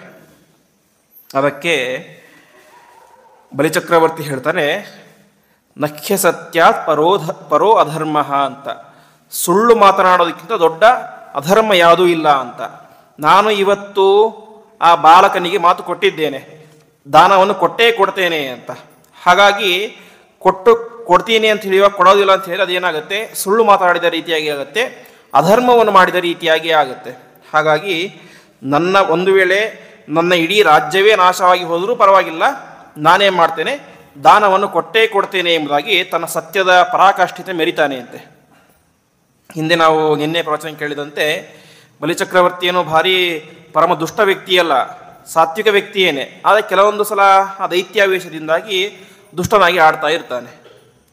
ಕೊನೆಗೆ ಇಷ್ಟೆಲ್ಲ ಆಯಿತು, ಆಚಮನ ಮಾಡಿದ, ಪ್ರಾಣಾಯಾಮ ಮಾಡಿದ, ಸಂಕಲ್ಪವನ್ನು ಮಾಡಿದ. ಇನ್ನೇನು ಆ ಒಂದು ಗಿಂಡಿಯಿಂದಾಗಿ ನೀರು ಬಿಡಬೇಕು, ಹೆಂಡತಿಯ ಅಂತ ವಿಂಧ್ಯಾವಳಿ ನೀರು ಹಾಕಬೇಕು. ಆವಾಗ ಶುಕ್ರಾಚಾರ್ಯ ಸಂಕಲ್ಪವನ್ನು ಮಾಡ್ತಾಳೆ, ಹೇಗಾದರೂ ಮಾಡಿ ತಪ್ಪಿಸಬೇಕು ಅಂತ. ತಕ್ಷಣದಲ್ಲಿಯೇ ಆ ಗಿಂಡಿಯ ತೂತಿನಲ್ಲಿ ಹೋಗಿಂದು ಕ್ರಿಮಿಯ ರೂಪದಲ್ಲಿ ಸೇರಿಕೊಳ್ತಾರೆ ಅಂತೆ. ಆವಾಗ ಬಲಿಚಕ್ರವರ್ತಿ ಒಂದು ಕಡ್ಡಿಯಿಂದಾಗಿ ಅದನ್ನು ಚುಚ್ಚಿ ಕೊನೆಗೆ ವಿಂಧ್ಯಾವಳಿ ಬಂಗಾರದ ತಂಬಿಗೆಯಿಂದ ನೀರನ್ನು ಹಾಕೇ ಬಿಡ್ತಾಳೆ. 3 ಪಾದ ಭೂಮಿಯ ನಾನು ದಾನವಾಗಿ ಕೊಡುತ್ತೇನೆ ಅಂತ. ಕೊನೆಗೆ ಮುಂದೆ ಆಗಬಹುದಾದಂಥ ದಾನವನ್ನು ನೋಡಲಿಕ್ಕೆ ಅಂತ ಎಲ್ಲ ದೇವಾನುದೇವತೆಗಳು ಕೂಡ ಆಕಾಶದಲ್ಲಿ ಸೇರಿರ್ತಾರೆ ಅಂತೆ. ಯಾಕೆ ಅವ್ರಿಗೆ ಗೊತ್ತಿರುತ್ತೆ ಬಂದಿದ್ದದ್ದು ಪರಮಾತ್ಮ ಅಂತ. ಕೊನೆಗೆ ಎಲ್ಲರೂ ನೋಡ್ತಾ ಹೋಗ್ತಾರೆ. ಪರಮಾತ್ಮ ತನ್ನ ದಾನವನ್ನು ತೆಗೆದುಕೊಳ್ಳಿಕ್ಕೆ ಶುರು ಮಾಡಿದ. ದಾನ ಸಂಕಲ್ಪ ಮಾಡೋದಕ್ಕಿಂತ ಮುಂಚೆ ಎಷ್ಟು ರೂಪ ಇತ್ತು ಪರಮಾತ್ಮನ ರೂಪ? ಚಿಕ್ಕ ವಾಮನ ರೂಪ. ಯಾವಾಗ ಸಂಕಲ್ಪ ಮಾಡಿದನೋ ಆವಾಗ ತದ್ವಾಮನಂ ರೂಪಮವರ್ಧತಾದ್ಭುತಂ ಹರೇರನಂತಸ್ಯ ಗುಣತ್ರಯಾತ್ಮಕಂ ಭೂಕಂ ದಿಶೋ ದೇವ್ರ್ವಿವರ ಪಯೋಧಯ ತಿರ್ಯಂಗ್ರದೇವಾಹ ಋಷಯೋ ಯದಾಸತ ಎಂಬುದಾಗಿ ಪರಮಾತ್ಮ ವಿಶೇಷವಾಗಿ ತನ್ನ ವಿರಾಟ್ ರೂಪವನ್ನು ಬೆಳೆಸಿದ ಅಂತೆ. 14 ಲೋಕಗಳಲ್ಲಿ ವ್ಯಾಪ್ತವಾದಂತಹ ಪರಮಾತ್ಮನ ರೂಪ. ಪರಮಾತ್ಮನ ತಲೆ ಎಂಬುದು ಸತ್ಯಲೋಕದಲ್ಲಿ ಇದ್ದರೆ ಪರಮಾತ್ಮನ ಪಾದ ಅದು ಪಾತಾಳ ಲೋಕದಲ್ಲಿ ಇತ್ತು ಅಂತೆ. ಆ ರೀತಿಯಾದ ದೊಡ್ಡ ರೂಪವನ್ನು ಪರಮಾತ್ಮ ತೆಗೆದುಕೊಂಡ. ಕೊನೆಗೆ ಮೊದಲನೇ ಪಾದದಿಂದಾಗಿ ಸಮಸ್ತ ಭೂಮಂಡಲವನ್ನು ವ್ಯಾಪಿಸಿಕೊಂಡ ಅಂತೆ. 2ನೇ ಪಾದದಿಂದಾಗಿ ಮೇಲಿನ ಎಲ್ಲ ಲೋಕಗಳನ್ನು ವ್ಯಾಪಿಸಿಕೊಂಡ. ಹೀಗೆ 2 ಪಾದದಿಂದಾಗಿ ಸಮಗ್ರ ಬ್ರಹ್ಮಾಂಡವನ್ನೇ ಅಳೆದು ಬಿಟ್ಟ. ಇಷ್ಟಾದಾಗ ಬಲಿಚಕ್ರವರ್ತಿಗೂ ಗೊತ್ತಾಗುತ್ತೆ ಬಂದಂತಹ ವ್ಯಕ್ತಿ ಸಾಮಾನ್ಯ ವ್ಯಕ್ತಿ ಅಲ್ಲ, ಸಾಕ್ಷಾತ್ ಪರಮಾತ್ಮ ಅಂತ. ಇಷ್ಟೆಲ್ಲ ಹೇಳಿದಾಗ ಕೊನೆಗೆ 3ನೇ ಜಾಗ ಕೊಡಬೇಕು. ಆಗಿದ್ದು 2 ಪಾದ ಮಾತ್ರ. ಕೊನೆಗೆ 3ನೇ ಪಾದದ ಭೂಮಿಯನ್ನು ಕೊಡು ಅಂತ ಕೇಳ್ತಾನೆ ಅಂತೆ. ಬಲಿಚಕ್ರವರ್ತಿಗೆ ಸ್ವಲ್ಪ ಬೇಸರ ಆಗಿಬಿಡುತ್ತೆ. ನಾನು ನೋಡಿದರೆ 3 ಪಾದ ಭೂಮಿ ಕೊಡ್ತೀನಿ ಅಂತ ಹೇಳಿದ್ದೆ, ಇವ್ರನ್ನ ಕೊಡ್ಲಿಕ್ಕೆ ಆಗ್ತಾ ಇಲ್ವಲ್ಲ ಅಂತ. ಬಲಿಚಕ್ರವರ್ತಿಯ ಮನಸ್ಥಿತಿ ಯಾವ ರೀತಿ ಇತ್ತು ಅಂತ ಹೇಳಿದ್ರೆ, ನನ್ನ ಇಡೀ ರಾಜ್ಯವನ್ನು ಯಾರೋ ಬಂದು ಅಪಹಾರ ಮಾಡಿಬಿಟ್ಟ ಅಂತ ಬೇಸರ ಆಗಲಿಲ್ಲ ಅಂತೆ. ಅವನಿಗೆ ನಾನು 3ನೇ ಪಾದ ಕೊಡ್ಲಿಕ್ಕೆ ಆಗ್ತಾ ಇಲ್ವಲ್ಲ ಅಂತ ಬೇಸರ ಅಂತ ಅವನಿಗೆ. ಕೊನೆಗೆ ವಿಚಾರ ಮಾಡಿ ಹೇಳ್ತಾನೆ, ನನ್ನ ತಲೆ ಖಾಲಿ ಇದೆ, ಆ ತಲೆಯ ಮೇಲೆ ನಿನ್ನ 3ನೇ ಪಾದವನ್ನು ಇಡಿ ಎಂಬುದಾಗಿ ಬಲಿಚಕ್ರವರ್ತಿ ಹೇಳ್ತಾರೆ ಅಂತೆ. ಆ ರೀತಿಯಾಗಿ ಹೇಳಿದಾಗ ಯಾವ ಪರಮಾತ್ಮ ಯದ್ಯುತ್ತಮ ಶ್ಲೋಕ ಭವಾನ್ ಮಮೇರಿತಂ ವಚೋ ವೆಲೀಕಂ ಸ್ವರವರ್ಯ ಮನ್ಯತೆ ಕರೋಮ್ಯತಂ ತನ್ನ ಭವೇತ್ ಪ್ರಲಂಬನಂ ಪರಂ ತೃತೀಯಂ ಕುರು ಶೀರ್ಷ್ಣಿಮೇ ನಿಜಂ ಅಂತ ನನ್ನ ಶೀರ್ಷ ಯಾವ ತಲೆಯ ಮೇಲೆ ನಿನ್ನ ಪಾದವನ್ನು ಇಡಿ ಎಂಬುದಾಗಿ ಹೇಳ್ತಾನೆ. ಈ ರೀತಿಯಾಗಿ ಹೇಳಿದಾಗ ಪರಮಾತ್ಮ ತನ್ನ 3ನೇ ಪಾದವನ್ನು ಅವನ ತಲೆಯ ಮೇಲೆ ಇಟ್ಟು ಅವನನ್ನು ಕೆಳಗಿನ ಲೋಕಕ್ಕೆ ತಳ್ಳಿಬಿಡ್ತಾನೆ ಅಂತೆ. ಯಾವಾಗ ಈ ರೀತಿ ಪ್ರಸಂಗ ಆಯಿತೋ ತಕ್ಷಣದಲ್ಲಿಯೇ ಪ್ರಹ್ಲಾದರಾಜರು ಅಲ್ಲಿಗೆ ಬರ್ತಾರೆ ಅಂತೆ. ಪ್ರಹ್ಲಾದರಾಜರು ಬಂದು ಹೇಳ್ತಾರೆ, ಪರಮಾತ್ಮ ತುಂಬ ಒಳ್ಳೆ ಕೆಲಸ ಮಾಡಿದೆ ಅಂತ. ವಾಸ್ತವಿಕವಾಗಿ ಇವನೇನು ಸಾತ್ವಿಕ ಕೆಟ್ಟ ವ್ಯಕ್ತಿ ಅಲ್ಲ, ಆದರೆ ತುಂಬ ಅಹಂಕಾರ ಇತ್ತು ನನ್ನ ಮೊಮ್ಮಗನಿಗೆ ಬಲಿಚಕ್ರವರ್ತಿಗೆ. ಹಾಗಾಗಿ ನೀನು ಇವತ್ತು ಅವನ ನಿಗ್ರಹವನ್ನು ಮಾಡಿ ಅವನ ಉದ್ಧಾರವನ್ನು ಮಾಡಿದೆ ಅಂತ ಹೇಳ್ತಾನೆ. ಇನ್ನು ಉಳಿದದ್ಯಾರು? ವಿಂಧ್ಯಾವಳಿ ಹೆಂಡತಿ. ಸಾಮಾನ್ಯ ಬೇರೆ ಹೆಂಡತಿ ಆಗಿದ್ರೆ ಬೈತಾ ಇದ್ಲು ಪರಮಾತ್ಮ, ನನ್ನ ಗಂಡನನ್ನೇ ನಾಶ ಮಾಡಿಬಿಟ್ಟ ಅಂತ. ಆದರೆ ಹೆಂಡತಿ ಹೇಳ್ತಾಳೆ, ಕ್ರೀಡಾರ್ಥಮಾತ್ಮನ ಇದಂ ತ್ರಿಜಗತ್ಕೃತಂತೆ ಸ್ವಾಮ್ಯಂತು ತತ್ರ ಕುದಿಯೋ ಪರ ಈಶ ಕುರಿಯೋ ಕರ್ತು ಪ್ರಭೋಸ್ತವ ಕಿಮಸ್ಯತ ಆವಹಂತಿ ತ್ಯಕ್ತ ಕ್ರಿಯಸ್ತದವರೋಪಿತ ಕರ್ತೃವಾದಾಹ ಅಂತ ಪರಮಾತ್ಮ ನನ್ನ ಯಜಮಾನರು ಗಂಡ ತುಂಬ ತಪ್ಪು ಮಾಡಿಬಿಟ್ಟಿದ್ದಾರೆ ಅಂತ. ಮೊದಲನೇದಾಗಿ ನಿನಗೆ ದಾನ ಕೊಡ್ತೀನಿ ಅಂತ ಹೇಳಿದ್ದೇ ತಪ್ಪು ಅಂತ ಅವರು. ಯಾಕೆ? ಯಾವತ್ತೂ ಕೂಡ ಒಂದು ವಸ್ತುವನ್ನು ನಾವು ದಾನ ಕೊಡಬೇಕು ಅಂತಂದರೆ ಆ ವಸ್ತು ನಮ್ಮದಾಗಿರಬೇಕು. ನನ್ನ 100 ರೂಪಾಯಿ ನಾನೇನು ಮಾಡ್ಬೋದು, ಇನ್ನೊಬ್ಬರಿಗೆ ದಾನ ಕೊಡ್ಬೋದು. ಆದರೆ ಇಡೀ ಜಗತ್ತೇನಾಗಿದೆ, ಇಡೀ ಜಗತ್ತು ಪರಮಾತ್ಮದು ನಿನ್ನದು, ಇಡೀ ಜಗತ್ತು ನಿನ್ನ ಆಸ್ತಿ. ನಿನ್ನ ಆಸ್ತಿಯನ್ನು ನಿನಗೆ ದಾನ ಕೊಡ್ತೀನಿ ಅಂತ ಹೇಳಿ ಮೊದಲನೇ ತಪ್ಪು. ಇನ್ನೊಂದು ತಪ್ಪು ಏನು? ತುಂಬ ಅಹಂಕಾರ. ನಾನು ದೈತ್ಯರ ರಾಜ ಹಾಗೆ ಹೀಗೆ ಅಂತ ನನ್ನ ಗಂಡನಿಗೆ ತುಂಬ ಅಹಂಕಾರ ಇತ್ತು, ಹಾಗಾಗಿ ನೀವು ನಿನ್ನ ಸೊತ್ತು ನೀನು ಸ್ವೀಕಾರ ಮಾಡಿದ್ದೀಯಾ ಅಷ್ಟೇ. ಆ 3 ಪಾದ ಭೂಮಿ ಎಲ್ಲವೂ ಕೂಡ ನಿನ್ನ ಸೊತ್ತು, ನಿನ್ನ ಆಸ್ತಿ, ಅದು ನೀನೇ ಸ್ವೀಕಾರ ಮಾಡಿದ್ದೀಯಾ. ಸ್ವೀಕಾರ ಮಾಡಿ ನನ್ನ ಗಂಡನ ಉದ್ಧಾರವನ್ನು ಮಾಡಿದ್ದೀಯಾ ಎಂಬುದಾಗಿ ವಿಂಧ್ಯಾವಳಿ ವಾಸ್ತವಿಕ ಬೈಬೇಕಾಗಿತ್ತು. ಬೈಯುವುದನ್ನು ಬಿಟ್ಟು ವಿಶೇಷವಾದಂತಹ ಸ್ತೋತ್ರವನ್ನು ಮಾಡ್ತಾಳೆ ಅಂತೆ. ಆ ರೀತಿಯಾಗಿ ವಿಂಧ್ಯಾವಳಿ ಮತ್ತು ಪ್ರಹ್ಲಾದರಾಜರು ವಿಶೇಷವಾದಂತಹ ಸ್ತೋತ್ರವನ್ನು ಮಾಡ್ತಾರೆ. ಈ ರೀತಿಯಾಗಿ ಪರಮಾತ್ಮ ಮುಂದೆ ಅವನನ್ನು ಯಾವ ಸುತಲ ಲೋಕಕ್ಕೆ ತಳ್ಳಿ ಅಲ್ಲಿ ಹೇಳ್ತಾನೆ, ಇವಾಗ ಒಬ್ಬ ಇಂದ್ರ ಅಂತ ಇದ್ದಾನೆ ದೇವೇಂದ್ರ ಪದವಿಯಲ್ಲಿ. ಹಾಗಾಗಿ ಅವನ ಅವಧಿ ಮುಗಿಯೋ ತನಕ ನೀನು ಎಲ್ಲಿರಬೇಕು? ಸುತಲ ಲೋಕದಲ್ಲಿ ಇರಬೇಕು. ಸುತಲ ಲೋಕಕ್ಕೆ ನೀನೇ ಅಧಿಪತಿ. ಅಷ್ಟು ಮಾತ್ರ ಅಲ್ಲ, ನಿನ್ನ ಅರಮನೆಯ ಮುಂದೆ ನಾನು ದ್ವಾರಪಾಲಕನಾಗಿರ್ತೇನೆ ಎಂಬುದಾಗಿ ಪರಮಾತ್ಮ ಒಬ್ಬ ದ್ವಾರಪಾಲಕನಾಗಿ ವಿಶೇಷವಾಗಿ ಅವನ ರಕ್ಷಣೆಯನ್ನು ಮಾಡ್ತಾನೆ ಅಂತೆ. ಹೀಗೆ ಆ ಬಲಿಚಕ್ರವರ್ತಿಯ ನಿಗ್ರಹದ ಚರಿತ್ರೆಯನ್ನು ತಿಳಿಸ್ತಾರೆ. ಇಷ್ಟೆಲ್ಲ ಹೇಳಿ ಮುಂದೆ ಒಂದು ವಿಚಾರವನ್ನು ತಿಳಿಸ್ತಾರೆ.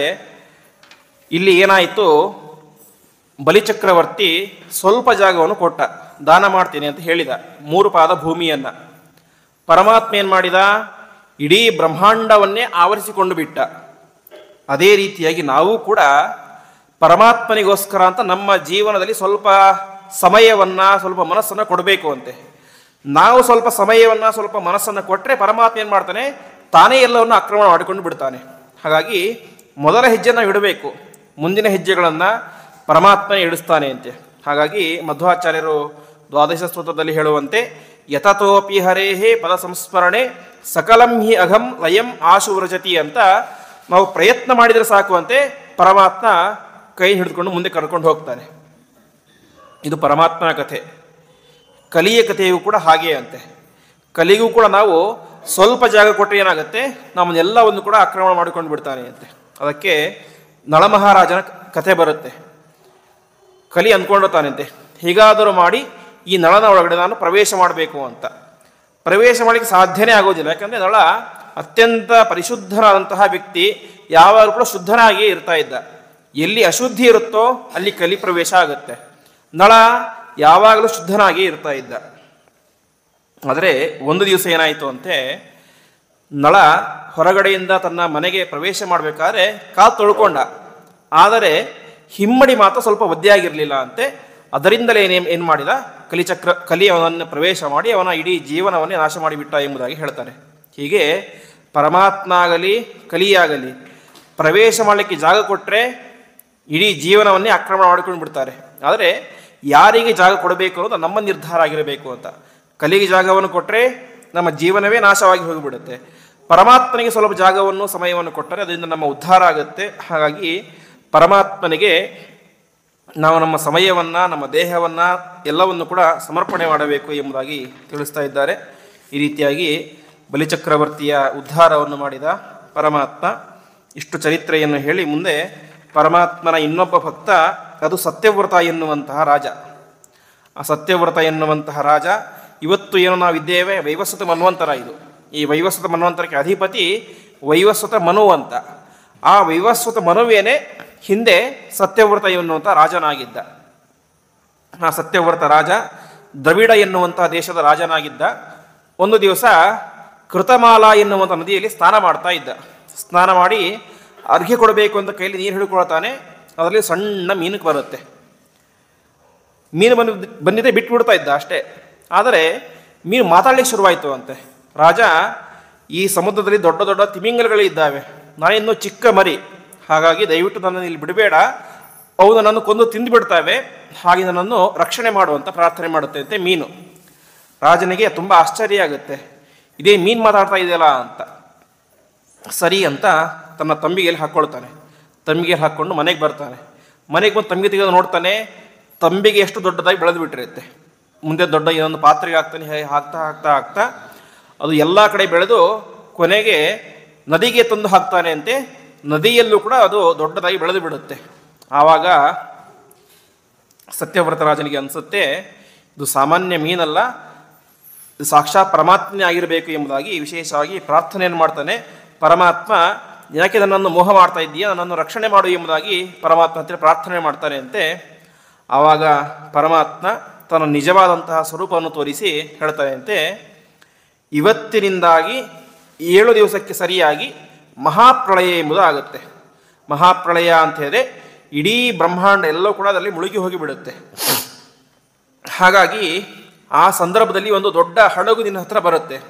ನೀನು ಮುಂದೆ ಸೃಷ್ಟಿ ಮಾಡಲಿಕ್ಕೆ ಬೇಕಾದಂತಹ ಎಲ್ಲ ಬೀಜಗಳನ್ನು ಎಲ್ಲವನ್ನು ಕೂಡ ಆ ದೋಣಿಯಲ್ಲಿ ಹಾಕಿಕೊಂಡು ಆ ದೋಣಿಯಲ್ಲಿ ನೀನು ಕೂತ್ಕೋ, ನಾನು ನಿನ್ನನ್ನು ರಕ್ಷಣೆ ಮಾಡ್ತೇನೆ ಅಂತ. ಆ ರೀತಿಯಾಗಿ ಸರಿಯಾಗಿ 7 ದಿವಸ ಆಗುತ್ತೆ. ಆ 7ನೇ ದಿವಸಕ್ಕೆ ಸರಿಯಾಗಿ ಮಹಾಪ್ರಳಯ, ಜೋರಾದಂಥ ಪ್ರಳಯ ಆಗುತ್ತೆ. ಆ ಪ್ರಳಯದಲ್ಲಿ ದೊಡ್ಡ ಹಡಗು ಸತ್ಯವ್ರತ ರಾಜನ ಮುಂದೆ ಬರುತ್ತೆ ಅಂತೆ. ಆವಾಗ ಸತ್ಯವ್ರತ ರಾಜ ಪರಮಾತ್ಮ ಹೇಳಿದಂತೆ ತಾನು ಅದರಲ್ಲಿ ಮುಂದೆ ಸೃಷ್ಟಿ ಮಾಡಲಿಕ್ಕೆ ಬೇಕಾದಂಥ ಎಲ್ಲ ಬೀಜಗಳು ಎಲ್ಲವನ್ನು ಕೂಡ ಹಾಕಿಕೊಂಡು ತಾನೇ ಮಾಡ್ತಾನೆ, ಆ ದೋಣಿಯನ್ನು ಏರ್ತಾನೆ. ಆ ದೋಣಿಗೆ ಒಂದು ಹಗ್ಗ ಇರುತ್ತೆ. ಆ ಹಗ್ಗವನ್ನು ಮತ್ಸ್ಯರೂಪಿಯಾದಂತಹ ಪರಮಾತ್ಮ ತನ್ನ ಕೊಂಬಿಗೆ ಕಟ್ಟಿಕೊಂಡು ಆ ಪ್ರಳಯದ ನೀರಿನಲ್ಲಿ ಎಲ್ಲ ಕಡೆ ಸಂಚಾರವನ್ನು ಮಾಡ್ತಾನೆ ಅಂತೆ. ಈ ರೀತಿಯಾಗಿ ಸತ್ಯವ್ರತ ರಾಜ ವಿಶೇಷವಾಗಿ ಆ ಮತ್ಸ್ಯರೂಪಿಯಾದಂಥ ಪರಮಾತ್ಮನ ಸ್ತೋತ್ರವನ್ನು ಮಾಡ್ತಾನೆ. ಸ್ತೋತ್ರವನ್ನು ಮಾಡಿ ಕೊನೆಗೆ ಹೇಳ್ತಾನೆ, ನತ್ವಾಮಹಂ ದೇವವರಂ ವರೇಣ್ಯಂ ಪ್ರಪದ್ಯೆ ಈಶಂ ಪ್ರತಿಬೋಧನಾಯ ಚಿಂದ್ಯತ್ಯ ದೀಪೈರ್ಭಗವನ್ ವಚೋಭಿ ಗ್ರಂಥೀನ್ ಹೃದಯ್ಯಾನೋ ವಿರುಣು ಸ್ವಮೋಕಃ ಎಂಬುದಾಗಿ ಪರಮಾತ್ಮ ನೀನು ಇಡೀ ಜಗತ್ತಿಗೆ ಅಧಿಪತಿಯಾಗಿದ್ದೀಯ. ನಿನ್ನ ದರ್ಶನ ಆಗಬೇಕು ಅಂತ ಹೇಳಿದ್ರೆ ನಾವು ದೊಡ್ಡ ಜ್ಞಾನಿ, ನಾನು ದೊಡ್ಡ ಭಕ್ತ ಅಂತ ಹೇಳಿದ್ರೆ ಸಾಕಾಗೋದಿಲ್ಲ. ಹೊರತು ಕಠೋಪನಿಷತ್ತಿನಲ್ಲಿ ಒಂದು ಮಾತು ಬರುತ್ತೆ, ಯಮೈವೇಶ ವೃಣತೆ ತೇನ ಲಭ್ಯ ತಸ್ಸೇಷ ಆತ್ಮ ವಿರುಣತೆ ತರುಸ್ವಾಮ್ ಅಂತ. ನಾವು ಪರಮಾತ್ಮನ ಭಕ್ತರಾದರೆ ಸಾಕಾಗೋದಿಲ್ಲ, ಪರಮಾತ್ಮನ ಮನಸ್ಸಿಗೆ ಅನಿಸ್ಬೇಕು ಅಂತೆ ಇವನು ನನ್ನ ನಿಜವಾದಂಥ ಭಕ್ತ ಅಂತ. ಪರಮಾತ್ಮನ ಮನಸ್ಸಿಗೆ ನಾವು ನಿಜವಾದಂಥ ಭಕ್ತರು ಅಂತ ಅನಿಸಿದರೆ ಆವಾಗ ಪರಮಾತ್ಮ ಏನು ಮಾಡ್ತಾನೆ, ತನ್ನ ನಿಜವಾದಂತಹ ಸ್ವರೂಪವನ್ನು, ಬಿಂಬರೂಪವನ್ನು ನಮಗೆ ತೋರಿಸ್ತಾನೆ. ಆ ರೀತಿಯಾದಂಥ ಸ್ವರೂಪವನ್ನು ನನಗೆ ದರ್ಶನ ಮಾಡಿಸಿ ವಿಶೇಷವಾದಂತಹ ಅನುಗ್ರಹವನ್ನು ಮಾಡುವಂಥ ಆ ಸತ್ಯವ್ರತ ರಾಜ ವಿಶೇಷವಾಗಿ ಪರಮಾತ್ಮನ ಸ್ತೋತ್ರವನ್ನು ಮಾಡ್ತಾನೆ. ಮುಂದೆ ಮಹಾಪ್ರಳಯ ಎಲ್ಲವೂ ಕೂಡ ಮುಗಿದು ಮತ್ತೆ ಪುನಃ ಸೃಷ್ಟಿ ಪ್ರಾರಂಭ ಆಗುತ್ತೆ. ಆ ಸಂದರ್ಭದಲ್ಲಿ ಪರಮಾತ್ಮ ಆ ಸತ್ಯವ್ರತ ರಾಜ ತಂದಂತಹ ಎಲ್ಲ ಬೀಜಗಳಿಂದಾಗಿ ಮತ್ತೆ ಮುಂದಿನ ಸೃಷ್ಟಿಯನ್ನೆಲ್ಲ ಮಾಡ್ತಾನೆ ಎಂಬುದಾಗಿ ಇಷ್ಟು ವಿಚಾರಗಳನ್ನು ತಿಳಿಸ್ತಾರೆ. ಹೀಗೆ ಅಷ್ಟಮಸ್ಕಂದದ ಸಂಪೂರ್ಣ ಪರಮಾತ್ಮ ತನ್ನ ಭಕ್ತರನ್ನು ಉದ್ಧಾರ ಮಾಡಿದಂತಹ ಕತೆ. ಮೊದಲನೇದಾಗಿ ಆ ಸ್ವಯಂಭವ ಮನುಗಳು, ಅವರನ್ನು ಯಜ್ಞನಾಮಕನಾಗಿ ಪರಮಾತ್ಮ ಉದ್ಧಾರ ಮಾಡಿದ. ಮುಂದೆ ಆ ಗಜೇಂದ್ರ, ಅವನನ್ನು ಪರಮಾತ್ಮ ಬಂದು ಉದ್ಧಾರ ಮಾಡಿದ. ಮುಂದೆ ಸಮುದ್ರ ಮಥನ, ಅಲ್ಲಿಯಂತೂ ಹೆಜ್ಜೆ ಹೆಜ್ಜೆಗೆ ಪರಮಾತ್ಮ ಉದ್ಧಾರ ಮಾಡ್ತಾನೆ. ಮೊದಲನೇದಾಗಿ ಆ ಮಂದರ ಪರ್ವತ ಎತ್ತಲಿಕ್ಕೆ ಆಗೋದಿಲ್ಲ, ಎತ್ತಿ ಗರುಡನ ಮೇಲೆ ಇಟ್ಟಿದ್ದು ಅವನೇ. ಸಮುದ್ರ ಮುಳುಗ್ತಾ ಇದ್ದಾಗ ಕೂರ್ಮದ ರೂಪದಿಂದಾಗಿ ರಕ್ಷಣೆ ಮಾಡಿದ. ಮುಂದೆ ಪ್ರತಿಯೊಬ್ಬರಲ್ಲೂ ಕೂಡ ಒಂದೊಂದು ರೂಪದಿಂದಾಗಿ ನಿಂತುಕೊಂಡು ಅವರ ಉದ್ಧಾರವನ್ನು ಮಾಡಿದ. ಮುಂದೆ ಅಮೃತ ತಂದವನು ಧನ್ವಂತರಿ ರೂಪದಿಂದಾಗಿ ಅವನೇ, ಅಮೃತವನ್ನು ಬಡಿಸಿದವನು ಮೋಹಿನಿ ರೂಪದಿಂದಾಗಿ ಅವನೇ. ಈ ರೀತಿಯಾಗಿ ಎಲ್ಲವನ್ನು ಕೂಡ ಉದ್ಧಾರ ಮಾಡಿದ. ಮುಂದೆ ಬಲಿಚಕ್ರವರ್ತಿನ ಉದ್ಧಾರ ಮಾಡಬೇಕು ಅಂತ ವಾಮನ ರೂಪದಿಂದಾಗಿ ಬಂದ. ಹೀಗೆ ಇಡೀ ಅಷ್ಟಮಸ್ಕಂದ ಪರಮಾತ್ಮನ ಅನೇಕ ಅವತಾರಗಳು, ಭಕ್ತರನ್ನು ಉದ್ಧಾರ ಮಾಡಲಿಕ್ಕೋಸ್ಕರ ತೆಗೆದುಕೊಂಡಂಥ ಅವತಾರಗಳು. ಮುಂದೆ 9ನೇ ಸ್ಕಂದದಲ್ಲಿ ಅನೇಕ ವಿಧವಾದಂತಹ ಚಕ್ರವರ್ತಿಗಳ, ಋಷಿಗಳ ಚರಿತ್ರೆಯನ್ನು ಹೇಳ್ತಾ ಹೋಗ್ತಾರೆ. ವಿಶೇಷವಾಗಿ ಮಾಂಧಾತ, ನಾಭಾಗ, ಅಂಬರೀಷ ಮಹಾರಾಜ ವಿಶೇಷವಾಗಿ ಆ ಏಕಾದಶಿ ವ್ರತವನ್ನು ಮಾಡ್ತಾ ಮಾಡ್ತಾ ವಿಶೇಷ ಸಿದ್ಧಿಯನ್ನು ಸಂಪಾದನೆ ಮಾಡಿಕೊಂಡಿದ್ದ. ಕೊನೆಗೆ ದುರ್ವಾಸರಿಗೆ ಅವರ ಮೇಲೆ ಏನೋ ಶಾಪವನ್ನು ಕೊಟ್ಟಾಗ ಅದರಿಂದಾಗಿ ದುರ್ವಾಸರಿಗೆ ಒಂದು ಶಿಕ್ಷೆ ಆಯಿತು, ಹೊರತು ಅಂಬರೀಷ ಮಹಾರಾಜನಿಗೆ ಆಗಲಿಲ್ಲ. ಆ ರೀತಿಯಾಗಿ ಏಕಾದಶಿ ಮಹತ್ವವನ್ನು ತಿಳಿಸಿದಂತಹ ಅಂಬರೀಷ ಮಹಾರಾಜ, ಮುಂದೆ ರಾಮದೇವರ ಚರಿತ್ರೆ, ಹೀಗೆ ಅನೇಕ ಚರಿತ್ರೆ ಎಂಬುದು ಆ ನವಮಸ್ಕಂದದಲ್ಲಿ ಬರುತ್ತೆ. ಆ ನವಮಸ್ಕಂದದ ಪ್ರವಚನವನ್ನು ನಾಳೆ ದಿವಸದ ಪ್ರವಚನದಲ್ಲಿ ನೋಡೋಣ ಎಂಬುದಾಗಿ ಹೇಳುತ್ತಾ ಇಂದಿನ ಪ್ರವಚನವನ್ನು ಶ್ರೀಕೃಷ್ಣಾರ್ಪಣಮಸ್ತು.